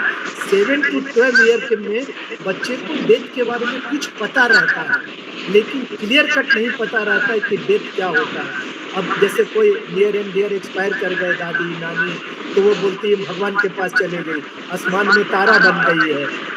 लेकिन 12 साल से ऊपर के बच्चे को मालूम होता है कि डेथ क्या होता है। तो अगर हम ये जाने कि जब बच्चे को डील कर रहे हैं तो हमें चिल्ड्रेन का डेवलपमेंटल स्टेज क्या ये पता होना चाहिए, और उसकी एक्सप्रेशन एबिलिटीज क्या है। Ignorance about different level of perception जो है बच्चे होने से हम मुश्किल में होते हैं। और दूसरा, every child has a right to freedom of expression. हम बहुत बार चुप, बच्चे को कुछ बताते ही नहीं है, उससे पूछते भी नहीं है, हम खाली पेरेंट्स से बात करते रहते हैं। हमको बच्चे का भी, हम ये सोचते हैं कि तो बच्चा, इसको क्या मालूम होगा। ठीक है, क्लियर कट हम डायग्नोसिस ना बताएं, लेकिन उसको इशारे से पूछ तो सकते हैं, बेटा अगर तुमको 15 दिन स्कूल नहीं जाना पड़े तो तुम क्या सोचते हो। नॉर्मली बच्चा ये नहीं मतलब होता है कि हमको बीमारी क्या, वो सोचता है कि हम खेल नहीं पाएंगे, हम फ्रेंड से नहीं मिल पाएंगे, हम स्कूल नहीं जा पाएंगे। वो वरीड होता है अपने बहुत सारे काम के लिए। ये मतलब नहीं होता है कि हमारा बीमारी क्या है, इसका रिजल्ट क्या होगा। ठीक है, इसलिए हमें हमेशा बच्चों को जब डील कर रहे होते हैं तो उसके इमोशन का ख्याल रखना चाहिए, ना कि हम बहुत ही ड्राई टाइप से कोई डायग्नोसिस बता दें उसके पेरेंट्स को। Communicating with parents about the decision they make regarding their child's health and health care may seem straightforward. बहुत बार हमको लगता है कि हम स्ट्रेट बता रहे हैं, लेकिन हमें हमेशा बच्चे को भी उस पूरे बातचीत में कंसीडर करना चाहिए। जब भी कोई डिफिकल्ट डायग्नोसिस होता है तो हम 5 स्टेज से गुजरते हैं। इसको कुबलर-रॉस 5 स्टेज ऑफ डाइंग बोलते हैं, लेकिन किसी डिजीज के लिए इसी स्टेज से हर आदमी गुजरता है। पहले तो गुस्सा होता है कि हम तो कुछ नहीं करते थे, हम ना पान खाते थे, ना सिगरेट पीते थे, हमको कैसे ये बीमारी हो गया। उसके बाद वो डिनाई करता है, नहीं हमको नहीं हो सकता, हम एक डॉक्टर से दिखाएंगे, फिर दूसरा डॉक्टर से दिखाएंगे, फिर दिल्ली जाके दिखाएंगे, फिर कलकत्ता जाके दिखाएंगे, फिर बार्गेन करते हैं कि चलो अब हम 5 दिन का उपवास रखना शुरू कर देते हैं, हम 100 ब्राह्मण को दान करेंगे, हमारा बीमारी ठीक हो जाएगा। हम बार्गेन करते हैं और जब खुद से ठीक नहीं होता है तो हम डिप्रेशन में चले जाते हैं और बाद में फिर हम एक्सेप्ट करते हैं। तो ये कोई जरूरी नहीं है सारे स्टेज से गुजरने में टाइम पीरियड सेम हो, लेकिन मोस्ट ऑफ द पर्सन खराब बीमारी का जानने के बाद हम लोग इस स्टेज से गुजरते हैं। तो कम्युनिकेशन जो है अब मोटा मोटी टेक होम मैसेज ये है कि it is best learn through experience. It identify your skills and try to find them. Identify our shortcomings and try to overcome them. There is no fixed guidelines. Should be patient-centered and culture-sensitive. Accept the limits. There is no role model and never assume. इसके बाद 7 C's of effective communication. It should be clear, it should be concise, it should be concrete, it should be correct, it should be coherent, it should be complete, it should be courteous. So in summary, we can say communication is a two-way process involving message, channel and feedback. Effective communication needs clarity, empathy and active listening. Improving communication is a continuous enabling skills. Doctor-patient relationship matters because good communication improves diagnosis accuracy, adherence, satisfaction, and health outcome. Many complaints in healthcare arise from poor bedside manner or lack of explanations. So, core of goals in doctor-patient communication is establish a therapeutic relationship based on trust, respect, and empathy. Facilitate accurate information, share decisions, and good communication के लिए पहले agenda बनाना चाहिए, introduction हो, building confidence, engaging the audience, visual aids use करें, final tips और ये है। इसके बाद एक अच्छा विजुअल एड सेलेक्ट करें। हम सुनते समय भी हम थोड़ा शांत रहें, आसान से सुने, क्योंकि हमको भगवान ने 2 कान दिया है और 1 मुंह दिया है। ऐसा इसलिए किया है कि हम ज्यादा सुने और बोले कम। Effective communication is a road to success. Not all of us can do great things, but we can do small things with great love. Thank you. इतना ही था हमारे पास बोलने के लिए। बहुत अच्छा, बहुत अच्छा। और जो हम लोगों ने आज सीखा, हम लोग तो वैसे ट्रेनर हैं और कम्युनिकेशन का स्पेशल क्लास लेते हैं हमेशा, लेकिन जो आपने जितना नॉलेज दिया, बताया आपने कि डाउनवर्ड कम्युनिकेशन होता है, अपवर्ड कम्युनिकेशन होता है, ऑरिजेंटल कम्युनिकेशन होता है, उसके बाद मैसेज, इसमें 3 होते हैं, एक मैसेज होता है, एक रिसीवर होता है, एक सेंडर होता है। फिर आपने सोर्सेज बताया, चैनल बताया, रिसीवर, फीचर एंड फीडबैक बताया। फिर आपने बताया कि क्लियर एंड कंसाइज होना चाहिए, एक्यूरेट होना चाहिए, relevant to the need of the receiver होना चाहिए, टाइमली होना चाहिए, मीनिंगफुल होना चाहिए, applicable to the real situation. अब आज आपने जितना बताया ये सिचुएशन के हिसाब से बताया। इफेक्टिविटी आपने बताया, नो द सब्जेक्ट वेल, जब बताने वाले को सब्जेक्ट की जानकारी होनी चाहिए, be interested in the subject, know the audience also, और मेंबर्स जो सुन रहे हैं उनके बारे में भी जानना चाहिए, वो किस लेवल के आदमी हैं, उनको कैसे बोलना है। तो और इसके बाद इस्टेब्लिश रैपोर्ट विद देम बताया, speak at the level of the receiver.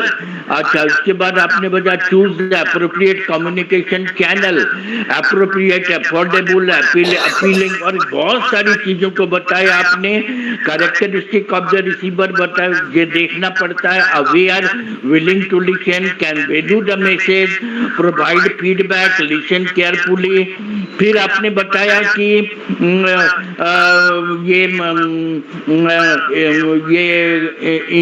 सुनने वाले को इनकरेज करिए, उसमें इंटरेस्ट जागृत कीजिए, और goals of communication to send the message, to motivate and to gain the attention of the receiver also.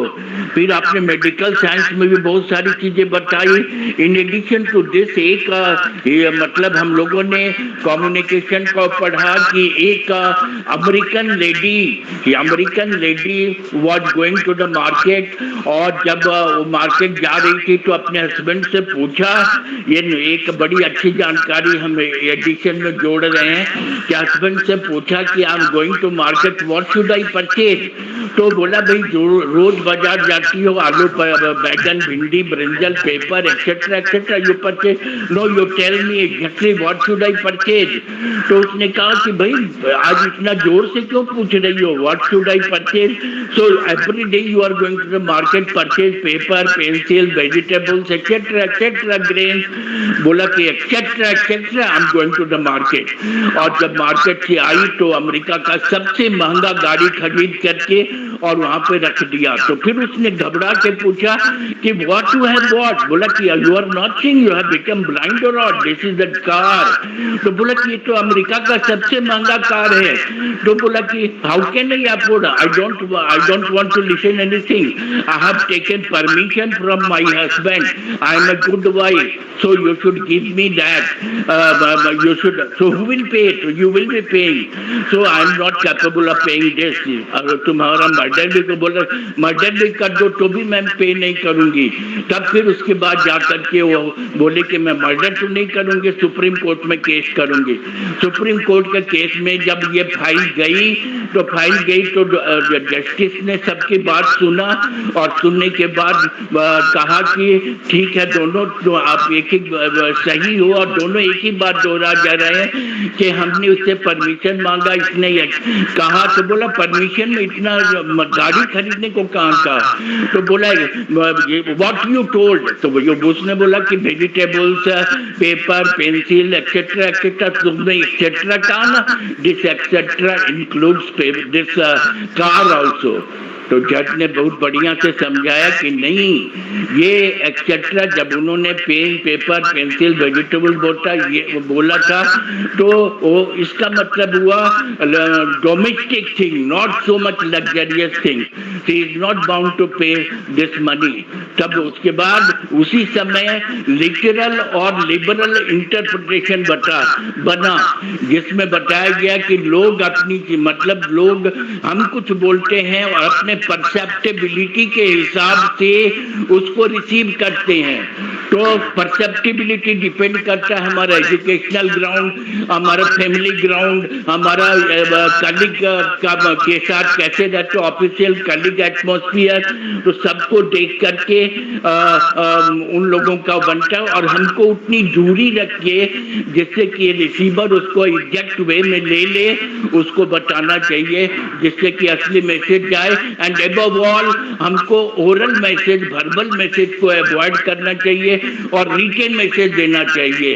तो रिटन मैसेज देके उसमें कंफर्म हो जाना चाहिए कि इसको उसी शेप में, उसी मतलब जिस सेंस में हम बताना चाहते हैं उसने लिया कि नहीं। और एक थ्योरी निकाला गया, किस, keep it short and simple, keep it short and simple.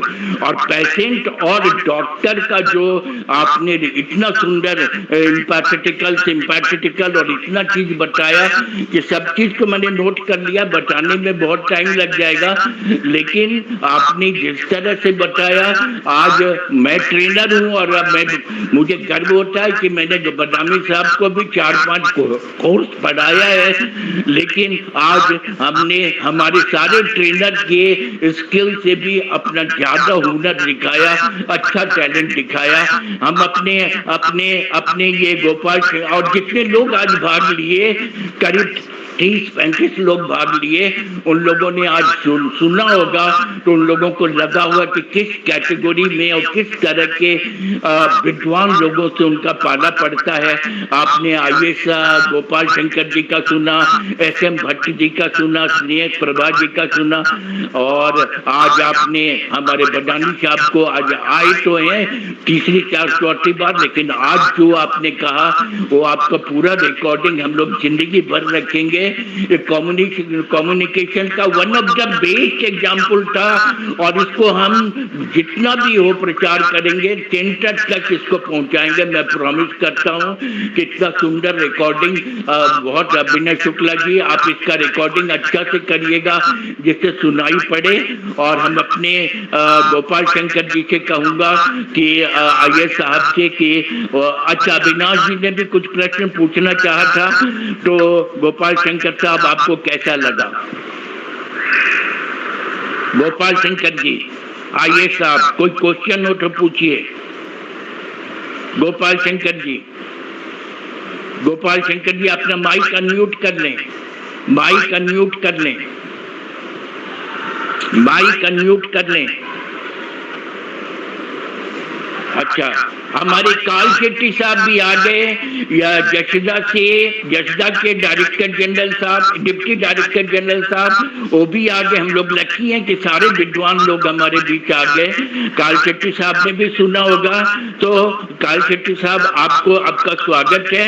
आप हम लोग का उत्साह हमेशा बढ़ाते रहते हैं। प्लीज आपने कितना सुना और आपको कैसा लगा?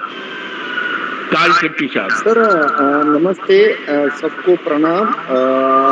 मैंने सर मोस्टली 10-15 मिनट का मिस किया हूँ, बाकी का सब मैंने डॉक्टर उमेश बदामी सर का जो पीपीटी से जो उन्होंने समझा दिया, बीच में सर आपने तो पूरा समरी दे दिया, और सर ने बीच में ये भी पूछा, और आपके बारे में भी मेरे को मालूम नहीं था, आपका भी एक्सपीरियंस शेयर किया। बट डॉक्टर उमेश जी ने बहुत अच्छा से, बट मैं कम्युनिकेशन एक्सपर्ट हूँ, बट ये अभी ये मेडिकल ऑफिसर के बारे में, मेडिकल के बारे में ये कम्युनिकेशन था। बट ये प्रेजेंटेशन सर ये बहुत जगह वो करके यूज कर सकते हैं। बट ये जो बात रखी सर, वो everyone has experienced it, and जो डॉक्टर्स कुछ बहुत अच्छे डॉक्टर्स रहते हैं, वो उनका कम्युनिकेशन इतना बढ़िया रहता है सर, वो ऐसे बात करेंगे कि जिससे 50% बीमारी वहाँ ही निकल जाती है। इसके लिए उनका ओपीडी ज्यादा रहता है। ये व्हाट आई एक्सपीरियंस। मैं गवर्नमेंट में था, मैं बीडीओ था, मैं जिला परिषद में था, और उसमें मैं जब मेरे में हेल्थ इज ऑल्सो कम, ये महाराष्ट्र में all PHU these are with the zila panchayat, और हम ये सब it is all depend on that, and on the part of patient is also how you communicate. ये आप कैसे, communication is very very important sir. Very nice session, sir. I only request you, sir, please share your PPT on this group, sir. It will be helpful on this subject, and we can use it for others also, sir. Thank you very much, sir. I will send the PPT on the WhatsApp group which you are doing. Yes, sir. You can send to me also, and you can send this PPT to and to the website group. To the web. Short करने की कोशिश की, जो बहुत सारे जो technical थे, लेकिन वो थोड़ा ध्यान से पढ़ने से ना आप लोग उसको एक्सपीरियंस भी कर पाएंगे। नहीं सर, आप पूरा डाल दीजिएगा, क्योंकि आपका एक एक वर्ड इम्पोर्टेंट है। अब एक बार और एक शेयर करते हैं, 2 मिनट का क्लिप, ये जरा सुनिए, इसके बाद मेरा एंड होगा। ये जा रहा है? नहीं, अभी तो नहीं आया सर। हाँ,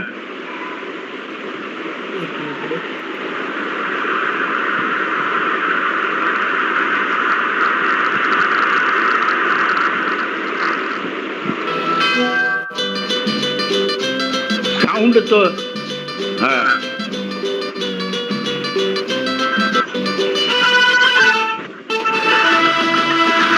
साउंड जा रहा है जी? आ रहा है, आ रहा है, आ रहा है। एक दिन बिक जाएगा माटी के मोल, जग में रह जाएंगे प्यारे तेरे बोल। एक दिन बिक जाएगा माटी के मोल, जग में रह जाएंगे प्यारे तेरे बोल। तुझे के होठों को देकर अपने की कोई निशानी छोड़, फिर दुनिया दिन बिगाए माटी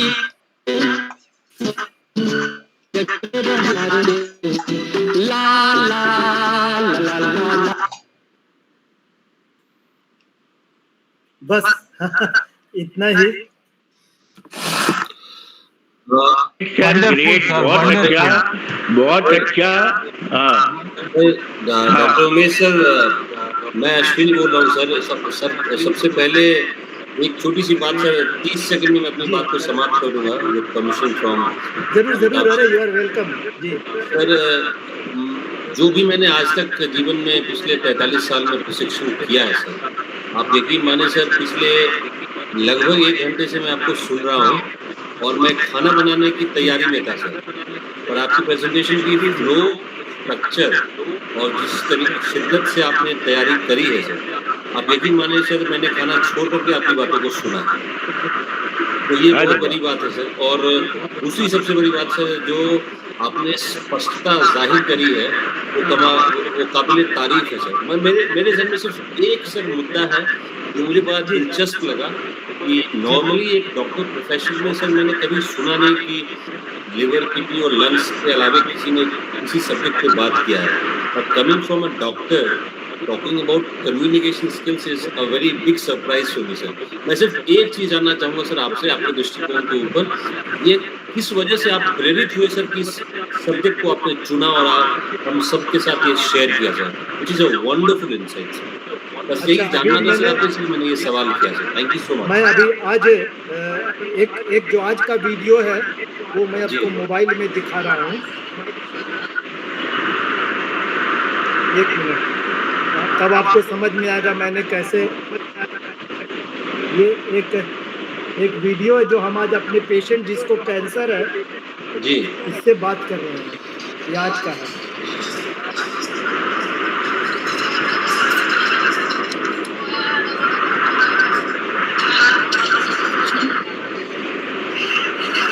तो ये एक्चुअली हम हैं तो एनेस्थेटिस्ट, लेकिन हमने पैलिएटिव केयर काफ़ी कर रहे हैं। ऐसे मेरे पास 18 बेड का पैलिएटिव केयर वार्ड है जहां वैसे मरीजों को हम एडमिट करते हैं जो एक ऐसी स्थिति में पहुंच जा गए हैं जब इलाज नहीं है, केवल उनको अच्छा रखने की व्यवस्था है।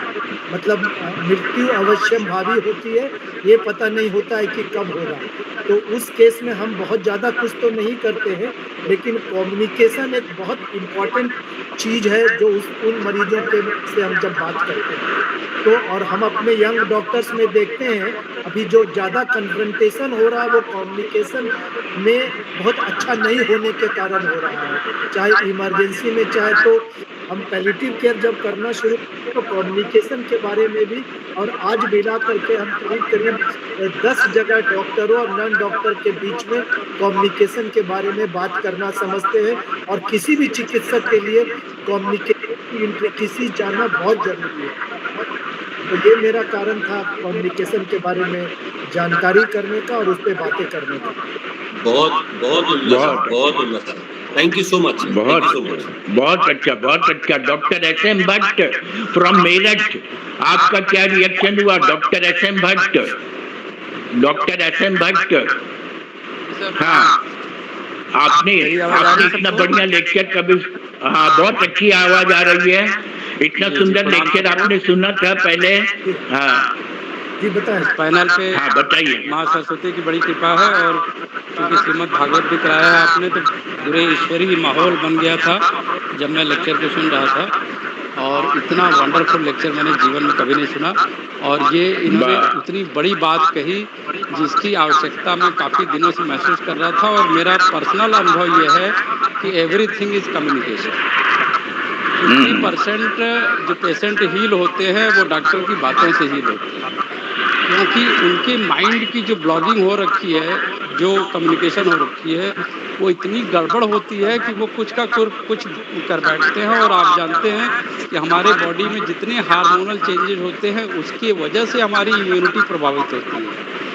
तो इम्यूनिटी का सीधा एंटीबॉडी हो, चाहे आपके इम्यून सिस्टम का एक्टिवेशन हो, चाहे मैक्रोफेज का एक्टिवेशन हो, चाहे इंटरफेरेंस का एक्टिवेशन हो। कैंसर के पेशेंट तो हील हो जाते हैं जब वो बड़े अच्छे आश्रमों में रहते हैं, वहाँ अच्छा माहौल पाते हैं, अच्छी पॉजिटिविटी पाते हैं। तो ये सब कम्युनिकेशन का नतीजा होता है। और कम्युनिकेशन वन वे नहीं होना चाहिए, बहुत बढ़िया इम्फेसिस इस पे था। कम्युनिकेशन टू वे होना चाहिए, क्योंकि जो बंदा सफ़र कर रहा है उसके माइंड में बहुत सारी चीज़ें फायर कर रही हैं, बहुत सारी चीज़ों से वो स्ट्रगल कर रहा है। जब तक वो कहेगा नहीं, वो सुलझाना चाहता है, वो कहना नहीं चाहता है।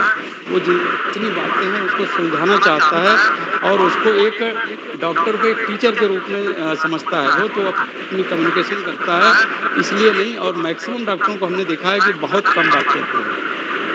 बड़े हॉस्पिटलों में, जितने बड़े हॉस्पिटल उतना कम बातें, कोई मरीज से बात नहीं करता, मरीज वेट करता रहता है। बस डॉक्टर साहब आएंगे, 2 सेकंड बात करेंगे, चले जाएंगे, या 2 मिनट बात करेंगे। और किसी ने यहाँ पे बहुत अच्छा कहा था, कालशेट्टी सर ने शायद कहा था कि सबसे बेस्ट ओपीडी उस डॉक्टर की चलती है जिसका कम्युनिकेशन पे बहुत अच्छा कमांड है, जिसकी अंडरस्टैंडिंग साइकोलॉजी इतनी अच्छी है कि मरीज को कहने के पहले ही वो सारी चीज़ समझ जाता है और अप्रोप्रिएट शॉर्ट में बहुत सिंपल में आंसर देता है।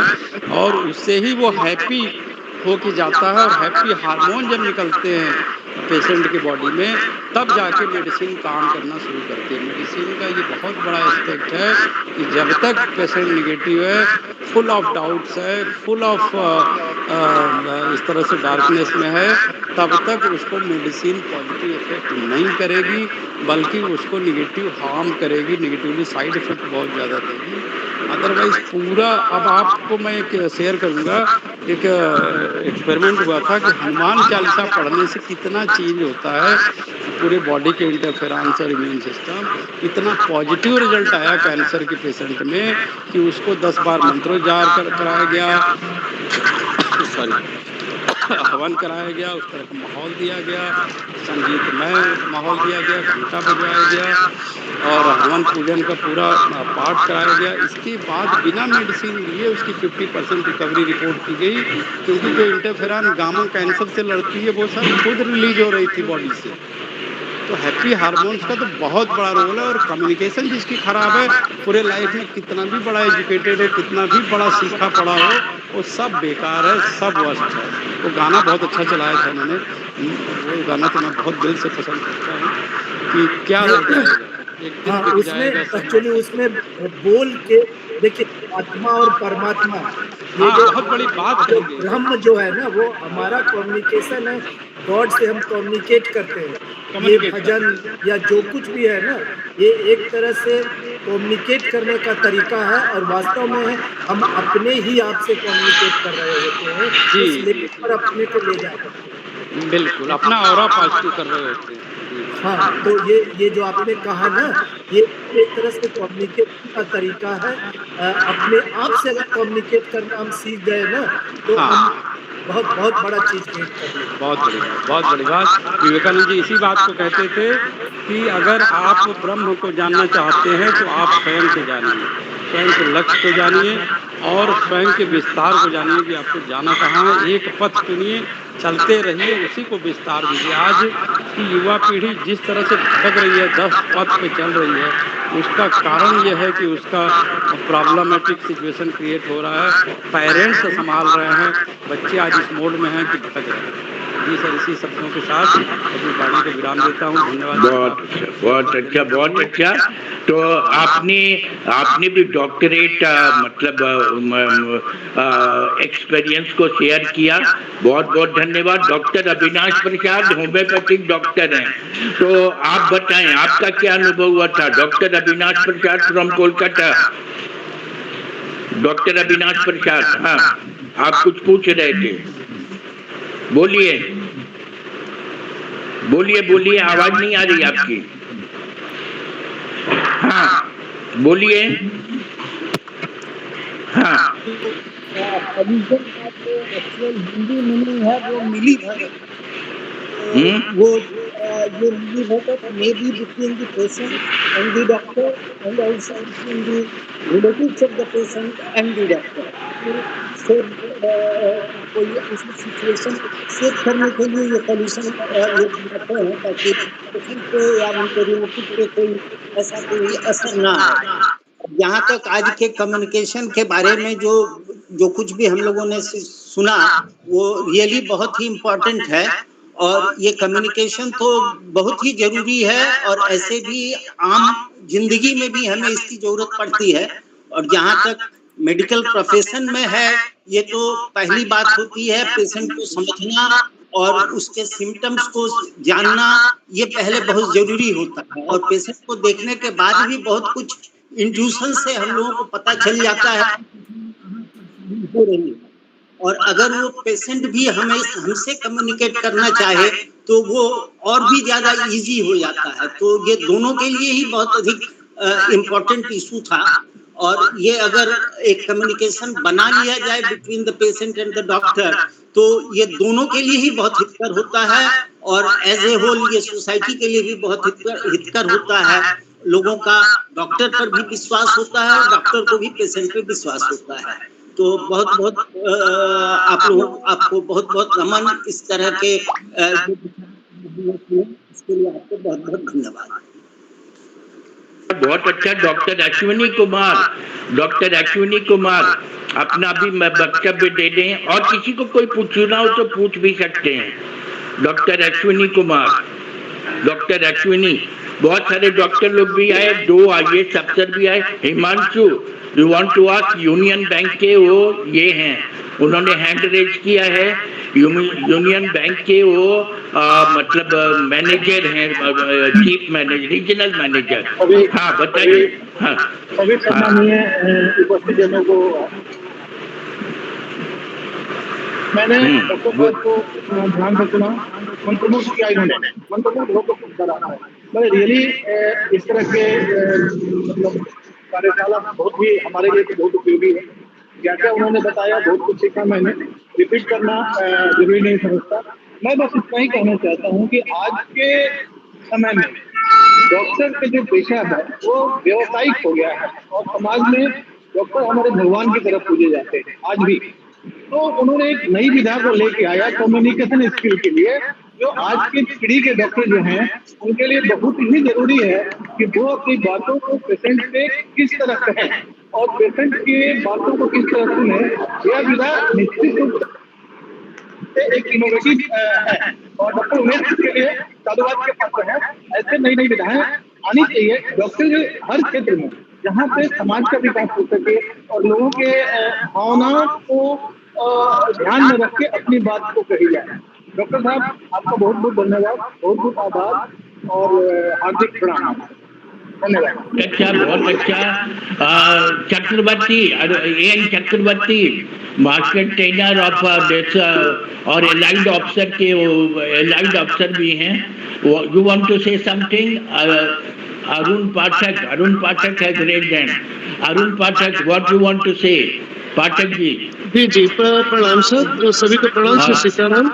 मैं बहुत ही अफसोस हो रहा है कि मैं शुरू से नहीं ज्वाइन कर पाया था, परंतु सौभाग्यशाली ये था कि जिस समय आप समराइज करने वाले थे तो उसके थोड़ा पहले से ज्वाइन कर लिया था, जिस समझ में आ गया है कि क्या हुआ। और ये अच्छा है कि आप शेयर कर देंगे, आप दोनों लोग कर दिए। एक चीज ये पूछना चाह रहा हूँ सर, मैं हमने शेयर कर दिया है स्लाइड। अच्छा सर, बहुत अच्छा। सर एक चीज ये जानना चाहूंगा, जैसे कम्युनिकेशन स्किल की क्लासेस मैं भी लेता हूँ, परंतु टाइम रियल वर्ल्ड में कहाँ मिलता है सर कि इफेक्टिव कम्युनिकेशन किया जाए? ऐसा कैसे संभव होता है टाइम मैनेजमेंट इसमें? क्या चीज आप बता रहे हैं सर? जो बातें संप्रेषित हो जाएं, अगला ठीक से समझ जाए, इसको हम इंश्योर कर लें ये चीज रियल वर्ल्ड में कहाँ संभव हो पाता है सर, कि कैसे टाइम मैनेज करके किया जाए इसको? देखिए अब कभी भी आप बहुत सारे जगह या डॉक्टर से मिले होंगे या लोगों से मिले होंगे या ऑफिस में भी मिले होंगे।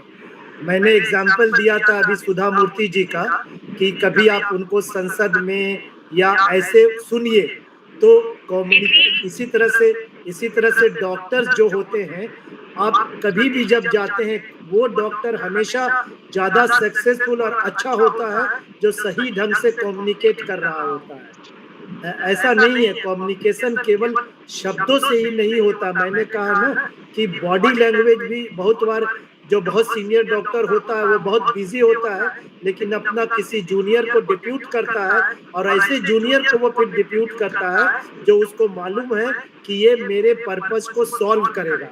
तो देखिए अब हम लोग धीरे धीरे व्यस्त होते जाते हैं, लेकिन आपको एक इंफॉर्मेशन और दें, अभी जो नया national NMC national medical commission का जो मॉड्यूल है उसमें हम एमबीबीएस करिकुलम में भी कम्युनिकेशन का मॉड्यूल ऐड किया गया जिसको एचकॉम मॉड्यूल बोला गया, AETCOM, और उसमें COM कम्युनिकेशन के लिए है। तो अब हमारी गवर्नमेंट भी चाह रही है कि हमारे बच्चे जो एमबीबीएस कर रहे हैं उसको कम्युनिकेशन के बारे में जानकारी हो। तो कहीं ना कहीं हमें समय तो निकालना होगा, क्योंकि हम सक्सेसफुल तभी हो पाएंगे जब हम अपनी विधा को कम्युनिकेट कर पाएंगे। इवन सर्जरी जब कराने जाते हैं, सर्जन अगर आपको ठीक से एक्सप्लेन नहीं करता है तो आप कहाँ डिसीजन ले पाते हैं। तो इसलिए कम्युनिकेशन का तरीका अलग अलग होता है, लेकिन बिना कम्युनिकेशन के मेडिकल साइंस संभव ही नहीं है। Absolutely right sir. यहाँ पर जो पॉइंट मुझको मिला कि डेलीगेशन करने वाली बात आपने किया कि अपने पास समय ना हो तो अपने जूनियर्स के माध्यम से उस चीज को करवाएं। अच्छी बात है सर। ऐसे जो अनुभव मैंने किया था कि अगर डॉक्टर सुन भी लेता है, पूरी बात सुन ले माने, तो भी मरीज का दुख आधा हो जाता है। उसे भरोसा हो जाता है कि डॉक्टर ने सुन लिया, वो समझावे न भी तो भी दैट इज सफिशिएंट। कम्युनिकेशन में 70% लिसनिंग है और 30% स्पीकिंग है। जी सर। और क्षमा करिएगा, ये मैं आउट ऑफ द वे एक चीज बोल रहा हूँ, माने कि इसका कम्युनिकेशन स्किल से मतलब नहीं है, परंतु मेरे वाराणसी में एक होम्योपैथिक डॉक्टर मधेशिया जी हैं जो कि कैंसर के एक्सपर्टाइज है। तो मैंने कई कैंसर के मरीज भेजे जो कि वो ठीक कर दिए, और ये इतना वादा करते हैं कि दर्द नहीं होगा आदमी को। ऐसी सिंपली टोल्ड फॉर इंफॉर्मेशन, अगर कोई जरूरत होगी then I will feel please to join, make him connected. Share कर दीजिएगा, उनका एड्रेस इस ग्रुप में शेयर कर दीजिएगा। Surely sir. बहुत अच्छा, बहुत अच्छा, बहुत अच्छा। ये जैसे वो हमारे बटानी साहब ने जग में रह जाएंगे प्यारे तेरे बोल, और ये रिकॉर्डिंग हमेशा हम लोग रहें या नहीं रहें, रिकॉर्डिंग तो हमेशा रहेगा और इसको प्रिजर्व कर देंगे, अपने बच्चों को भी बताएंगे। और आपने स्लाइड भी भेज दिया, उस हिसाब से हम करेंगे भी। Doctor Sneh Prabha wants to say something, doctor Sneh Prabha wants to say something. Doctor Ashok Nath Chakravarty he also wants to say something। so आप लोग पहले स्नेह प्रभा जी बोले, फिर अपने IAS साहब गोपाल शंकर साहब से भी कहेंगे।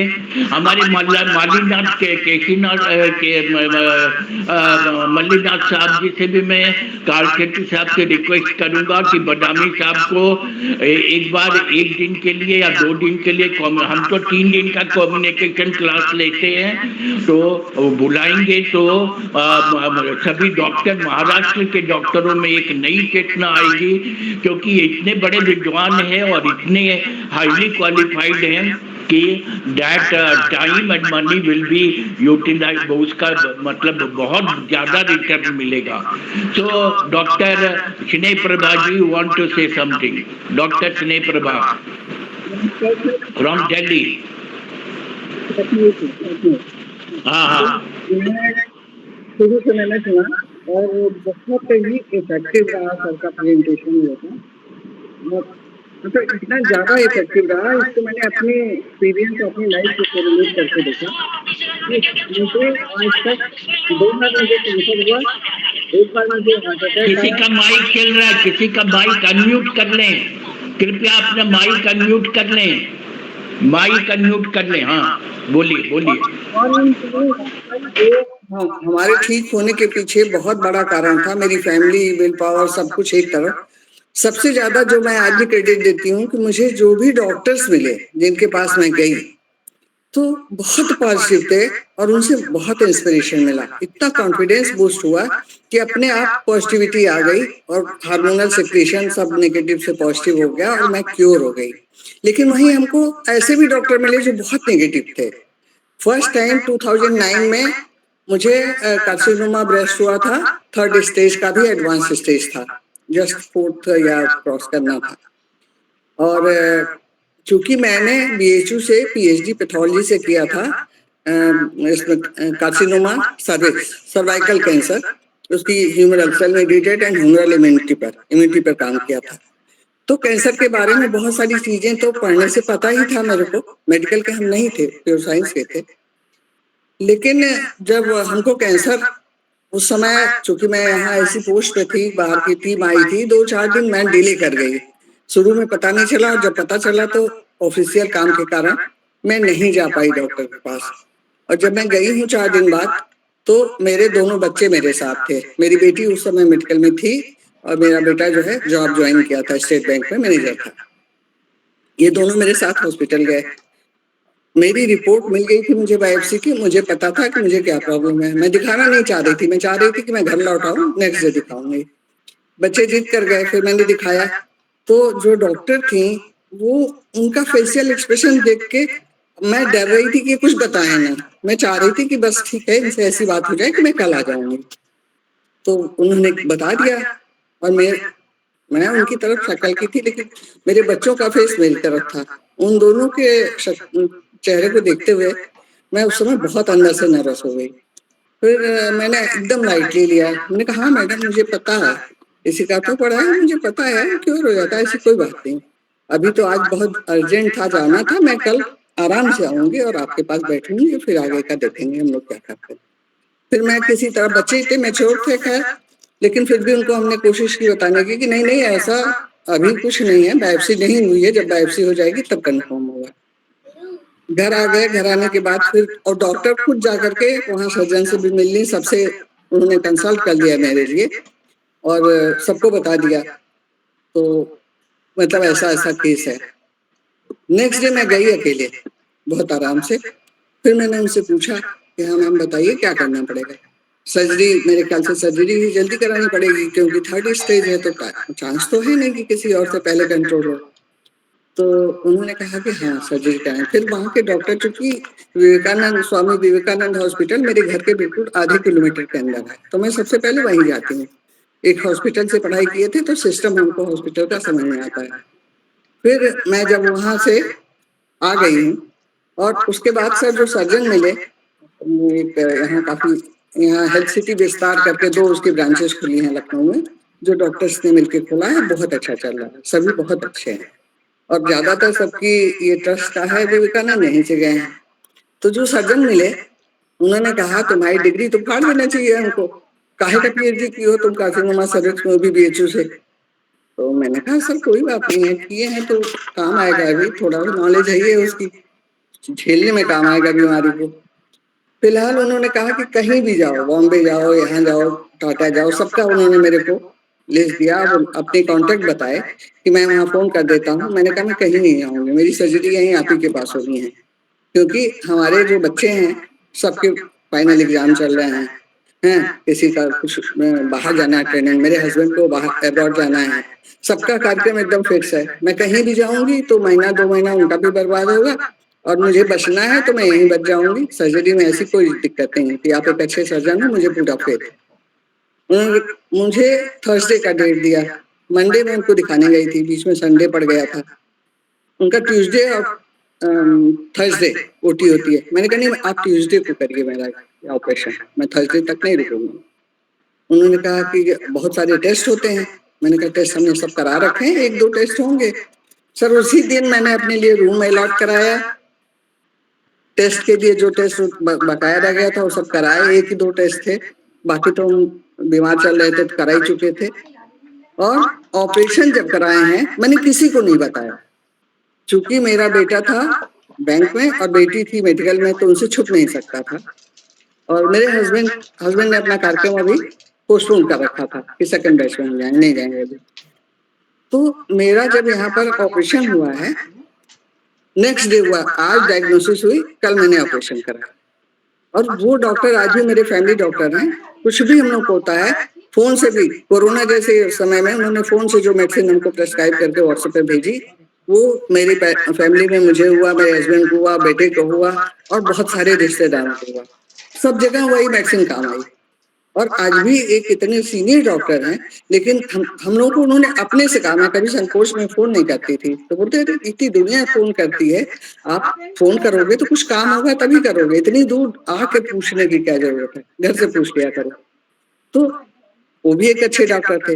एक वही हमको डॉक्टर मिली जब मेरा ऑपरेशन हुआ और हिस्टोपैथोलॉजी के बाद यहाँ से रिपोर्ट लेने गए मेरे हस्बैंड, जहाँ दिया गया था, मैंने तो पैथोलॉजी है, वहां से लिया इन्होंने। तो उसमें डॉक्टर ने उन्होंने पीजीआई में वो पैथोलॉजिस्ट थी और उनका घर पे चलता है सब, काफी बड़ा उन्होंने बना रखा है, हस्बैंड वाइफ दोनों बैठते हैं। तो इनको उन्होंने बहुत डरा दिया, बोला कि नहीं ऐसा है, देखिए ये बचेंगी तो है नहीं, और कीमो कराने में बहुत दुर्दशा हो जाएगी, शरीर की चमड़ी काली हो जाएगी और सब भूख खत्म हो जाएगी, बाल झड़ जाएंगे, तो जितने दिन रहना है चैन से रहें, शरीर को क्यों कष्ट देना, जितनी सेवा कर सकते हैं, जो कुछ खिला सकते हैं खिलाइए।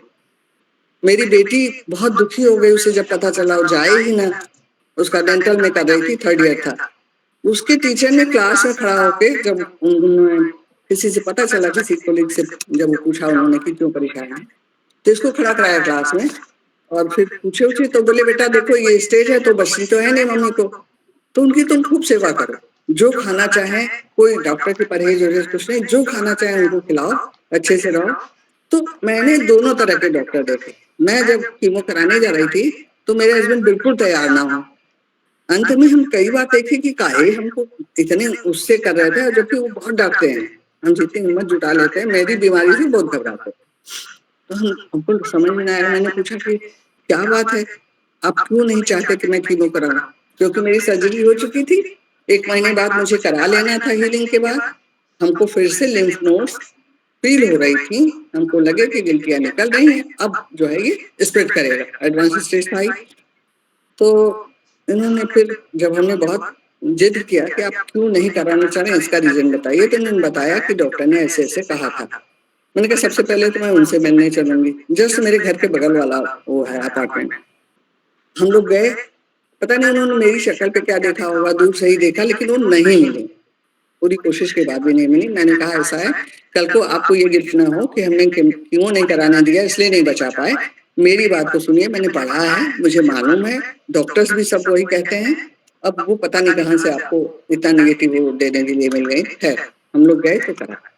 सर इतना अच्छा संबंध, जो भी हमारे डॉक्टर्स थे, इतना अच्छा संबंध मिला। और आज भी हमको सारा ट्रीटमेंट चला, मतलब कैंसर का ऑपरेशन हुआ, फिर उसके बाद रेडियोथेरेपी हुई, कीमोथेरेपी, रेडियो हुई, उसके हार्मोन थेरेपी 5 साल चली। तो 2009 से लेके सेकंड 2018 में हो गया। तो मेरा ट्रीटमेंट लगातार चलता रहा है। और जिन डॉक्टर्स को हम बता रहे हैं वो ऐसे हैं कि मतलब घर पे भी आपको जाने के लिए, ऐसा नहीं कि किसी से मिलते नहीं, पेशेंट जब तक रहेंगे वो रहेंगे और पूरा टाइम देते हैं। थोड़े ही समय में वो आपसे बात करने का जो कम्युनिकेशन स्किल है, क्योंकि मैं एजुकेशन डिपार्टमेंट में रही हूँ, तो मुझे लगता था ट्रेनिंग में टीचर्स के लिए कम्युनिकेशन स्किल मेन है, क्योंकि तभी वो पढ़ा पाएंगे। और बीइंग असिस्टेंट डायरेक्टर मुझे पूरे स्टेट में कराना पड़ता था, बाहर भी हम लोग इसी के लिए गए थे कैपेसिटी बिल्डिंग में। लेकिन हमको अब लगा आज जान के कि ये जो डॉक्टर्स हैं इनको कहीं ना कहीं से सिखाया जाता है ट्रेनिंग में, या तो उनका अपना फैमिली बैकग्राउंड है, मेंटल स्टेटस है, जो भी है। कुछ डॉक्टर बहुत साउंड नॉलेज में होते हैं और बहुत कटियस होते हैं। पेशेंट, हम आज भी कितने भी परेशान हो, हम अपने डॉक्टर के यहाँ पहुंच जाते हैं तो हम अपने को एकदम लगता है कि हम बिल्कुल ठीक है। तुरंत मेरी बेटी कहती है, जब कहती है मेरे साथ, कहती है डॉक्टर साहब मम्मी घर पे बीमार रहती है, यहाँ पे ठीक हो जाती है। अभी कुछ थैंक यू बताइए मैडम, आपने इन शब्दों में आज का जो ओवरऑल जो पूरा जो बात था उसका सार आपने आप प्रैक्टिकल एग्जाम्पल। हाँ, खुद कोल्यूजन के बारे में खुद ही अपना एक्सपीरियंस बताई कि आप चाह रहे थी कि मेरे बच्चे को नहीं पता चले। मैंने अपने तरफ से ये बताने की कोशिश की कि हम एज ए डॉक्टर कितना परेशान होते हैं जब कोल्यूजन होता है।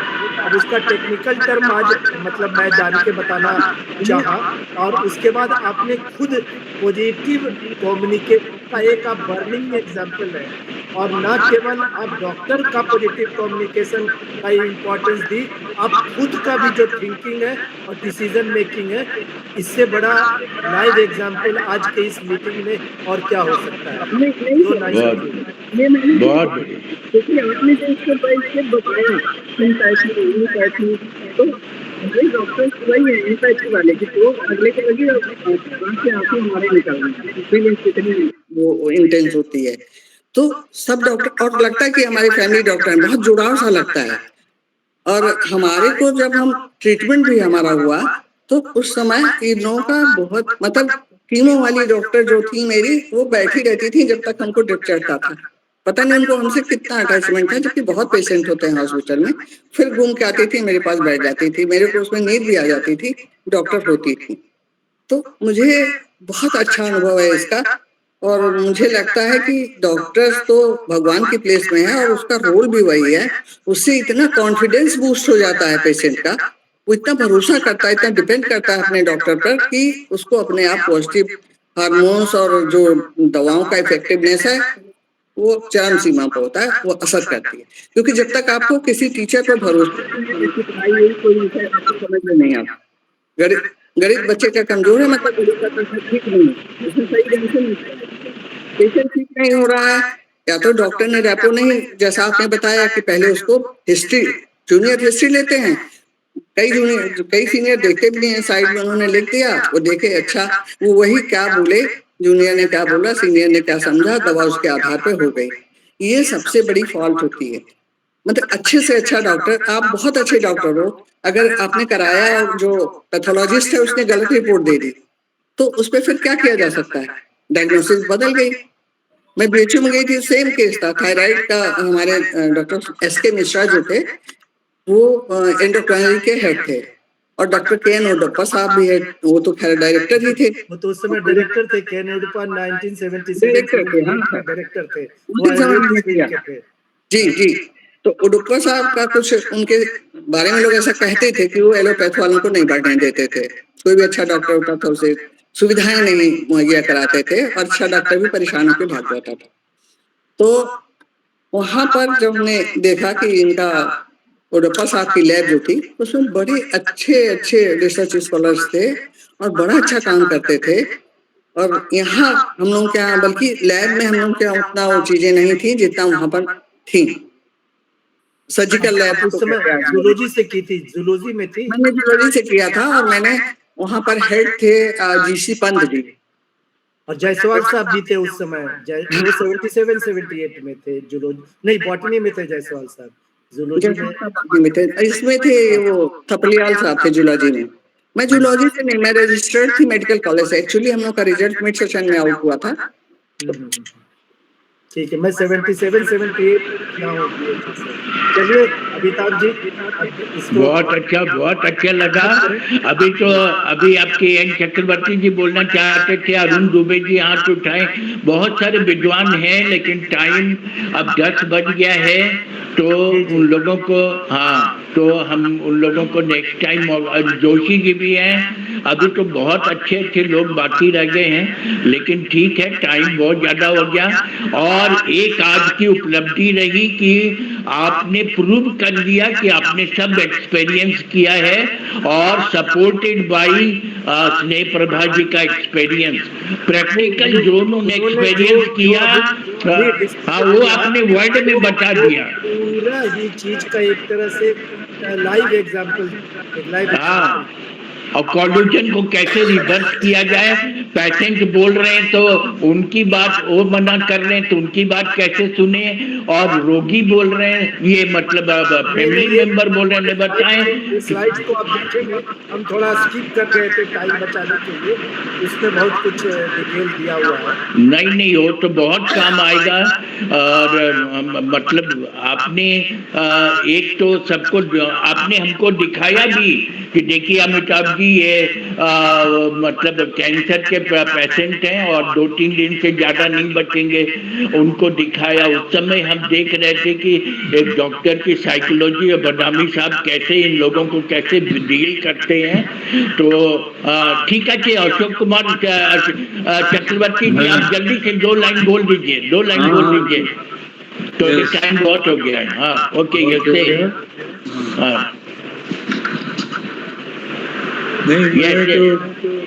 मैंने सुना, डॉक्टर उमेश जी को भी सुना, काफी चीज उन्होंने कवर किया है। आवाज आ रही है? हाँ ओके। तो उनको सुना, तो उनका जो एक्सपीरियंस है एज ए डॉक्टर तो कम्युनिकेशन विद पेशेंट, सिमिलरली मैं पेशेंट भी बहुत रह चुका हूँ तो एज ए पेशेंट और डॉक्टर के साथ कैसा कम्युनिकेशन होता है, कहाँ बैरियर भी होता है, और उसका भी एक्सपीरियंस मैं शेयर करूँगा अभी एक और दिन। हाँ, और as a teacher of trainer of communication skill, वो भी मैं शेयर करूँगा डिफरेंट। मतलब वैसे तो डॉक्टर उमेश जी ने बहुत काफ़ी कुछ कवर कर दिया है, general also, but there another aspect also I will like to cover it in some other day. अभी तो काफी रात हो गई है आपको। Thank you. अब कम ऑल्सो गोपाल शंकर जी से मैं कहूँगा कि सीनियर IAS रह चुके हैं और हमारे मतलब अपना रिएक्शन 2 मिनट में बता दें, फिर चंद्रेश्वर खान साहब की अमृतबानी, उमेश जोशी जी की भी हाँ बोल दीजिए। गोपाल शंकर जी। अच्छा हाँ बोलिए सर। आवाज आ रही है? तो डॉक्टर साहब से जो सुना तो पर्सनली मुझे उन दिनों की याद दिला रहे थे जब मैंने मास कम्युनिकेशन में पढ़ाई की, फिर उसके बाद मैनेजमेंट में पढ़ाई की। मास कम्युनिकेशन में भी जो स्किल है जिसके बारे में इतना बढ़िया से उन्होंने बताया, फिर से रिफ्रेश में हो गया। प्रोफेशनल कम्युनिकेशन है आपका, लेकिन उसमें कोई डॉक्टर से पेशेंट का कम्युनिकेशन जो होना चाहिए उसके बारे में कोई चैप्टर है नहीं। तो ये मेरे लिए नया एक्सपीरियंस था, और ऐसा हम लोगों ने बहुत देखा है, जैसे कि टू ब्रेक द आइस कहते हैं। आप दोनों जगह कैंसर का कोई पेशेंट है, दोनों चुप है, क्या कहें, how to break the ice. तो फिर स्मॉल टॉक शुरू करना चाहिए, हल्की फुल्की बातें करें। तो ये सब चीज आप जानते हैं अच्छी तरह से, इंटरव्यू में यही होता है। कैंडिडेट के लिए वो डरा रहता है, और इंटरव्यूअर जो है ना चाहते हैं कि इसको हम एक्सपीरियंस बनाएं, तो हल्की फुल्की बातें करते हैं, नाम क्या है, कहाँ तक पढ़ा है, परिवार के बारे में बताओ, ऐसा करके उसको प्रिपेयर करते हैं इंटरव्यू के लिए। तो ये सब बातें बहुत साइकोलॉजिकल भी हैं, और बना दिया है ऐसा कि you can get idea of it. तो अभी हम डॉक्टर साहब को बहुत धन्यवाद देंगे कि मेरी पढ़ाई की जो भी बातें थी वो फिर से रिफ्रेश हो गई, और ज़्यादा उसमें एडिशन हो गया।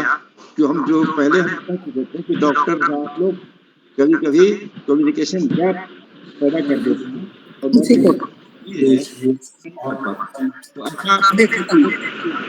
और बहुत अच्छा। डॉक्टर VP सिंह भी ज्वाइन कर लिए हैं, तो अब बहुत अच्छा। अब मैं उनकी अभी जोशी जी की भी बात नहीं सुन, अरुण दुबे जी भी अब हम चाहेंगे कि समय को देखते हुए क्योंकि फिर बदानी साहब को फिर से बुलाना है एक बार, और हमेशा बुलाना है अपने टीम में। तो हम चाहेंगे कि चंद्रेश्वर खान साहब। हाँ मेरा फोन बीच में गड़बड़ हो गया था, मैंने डॉक्टर साहब के फोन से ज्वाइन किया है। और मेरी बात खत्म हुई थी, वो तो डिस्कशन ही चल रहा था। तो आज सर बहुत ही अच्छा रहा, आज का जो भी नॉलेज शेयरिंग हुई बहुत अच्छी हुई, सर ने बड़ा अच्छा बताया और बहुत बहुत सर को भी धन्यवाद और आपको भी सर, आपके कारण जुड़े हम लोग। और बहुत अच्छा, बहुत अच्छा। जो डिस्कशन होता है हमारे ग्रुप में वो भी बहुत फ्रूटफुल होता है। बहुत अच्छा, बहुत अच्छा। तो अभी तो बहुत सारे लोग अच्छे अच्छे स्पीकर रहे हैं, जोशी जी को भी नहीं सुन पाए अरुण, लेकिन चंद्रेश्वर खान साहब आप समरी कर दीजिए। कीजिएगा जिसमें एक्सपीरियंसेज हम लोग सुनेंगे लोगों के इस संदर्भ में। तो वो उस दिन, क्योंकि सब लोग ना खान है, अनुभव के खान है आप लोग, और हर आदमी के अपने एक्सपीरियंस काफी मायने रखते हैं, और हम कोशिश करेंगे कि हमारे विद्यार्थी भी उस सेशन में रहे, जिससे कि वो लोग भी एक जानकारी ले सके। आज भी हम एक तरह से विद्यार्थी के रूप में ही आप लोग के बीच में थे, क्योंकि हमें मालूम था कि सब लोग अपने अपने एरिया के मास्टर है, उसमें कम्युनिकेशन के भी मास्टर होंगे, लेकिन हमारा काम केवल एक आग लगाना था कि इस चीज के सोच को लाने के लिए। बहुत अच्छा आग लगाया आपने, और ये बोल जो है ना, जो आपने बताया, जग में रह जाएंगे तेरे प्यारे बोल, ये आपके आज प्यारे प्यारे बोल और सभी का प्यार। अभी तो बहुत, अभी 4-5 लोग ऐसे हैं जो ऐसा बोलेंगे जो क्षमा बांध देंगे, लेकिन समय का ध्यान रखते हुए 18 कल रामायण महाभारत का है, और 18 तारीख को बस अगले शनिवार को मल्टी फेज प्रेयर है, जहाँ दुनिया के सब लोग भाग लेंगे।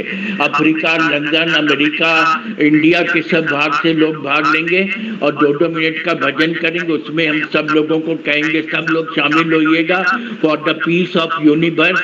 और ये आज उनका फोन आया था, क्या नाम है, उमा शंकर जी का, तो 18 तारीख को उन्होंने अपने को बुक कर लिया है, और उसके बाद 18 के बाद जो 25 शनिवार होगा, उस दिन हम जो उमेश बदानी साहब का एक कम्युनिकेशन चैप्टर और रखेंगे, और उसमें सबका अनुभव सुनेंगे, और सारे मेडिकल स्टूडेंट भी रहेंगे, और सारे आयुर्वेद और होम्योपैथिक और सब और पूरे ग्रुप के लोग को भी हम जोड़ेंगे। चंद्रेश्वर खान साहब, आप बड़ी जल्दी से 2 मिनट में बोल दीजिए, बहुत ज्यादा नहीं बोलना है। हाँ नहीं, जरूरत नहीं है। बहुत बहुत धन्यवाद। मैं जिंदगी भर ऑन है कम्युनिकेशन पढ़ाता हूँ और अन्य चीजों के अलावा, और बोलता हूँ कि जब भी आपको अपना कम्युनिकेशन इम्प्रूव करना है तो अच्छे डॉक्टर के चाहिए, क्योंकि जान की चिंता सबको होती है और इलाज कराने के लिए जाते हैं। तो इन्हें इसलिए, और मैं पूछता भी हूँ कि आप हमको ये बताइए कि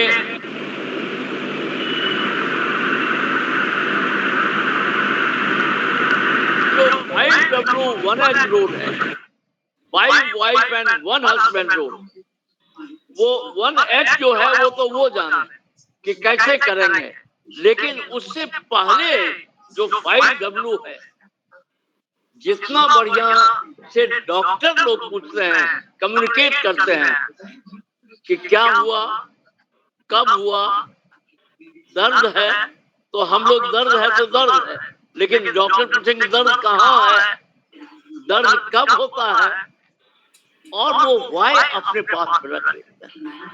तो आप देखिएगा कि वाई जब उनको क्लियर हो गया तो वाई साइंस है और एच जो है वो टेक्नोलॉजी है।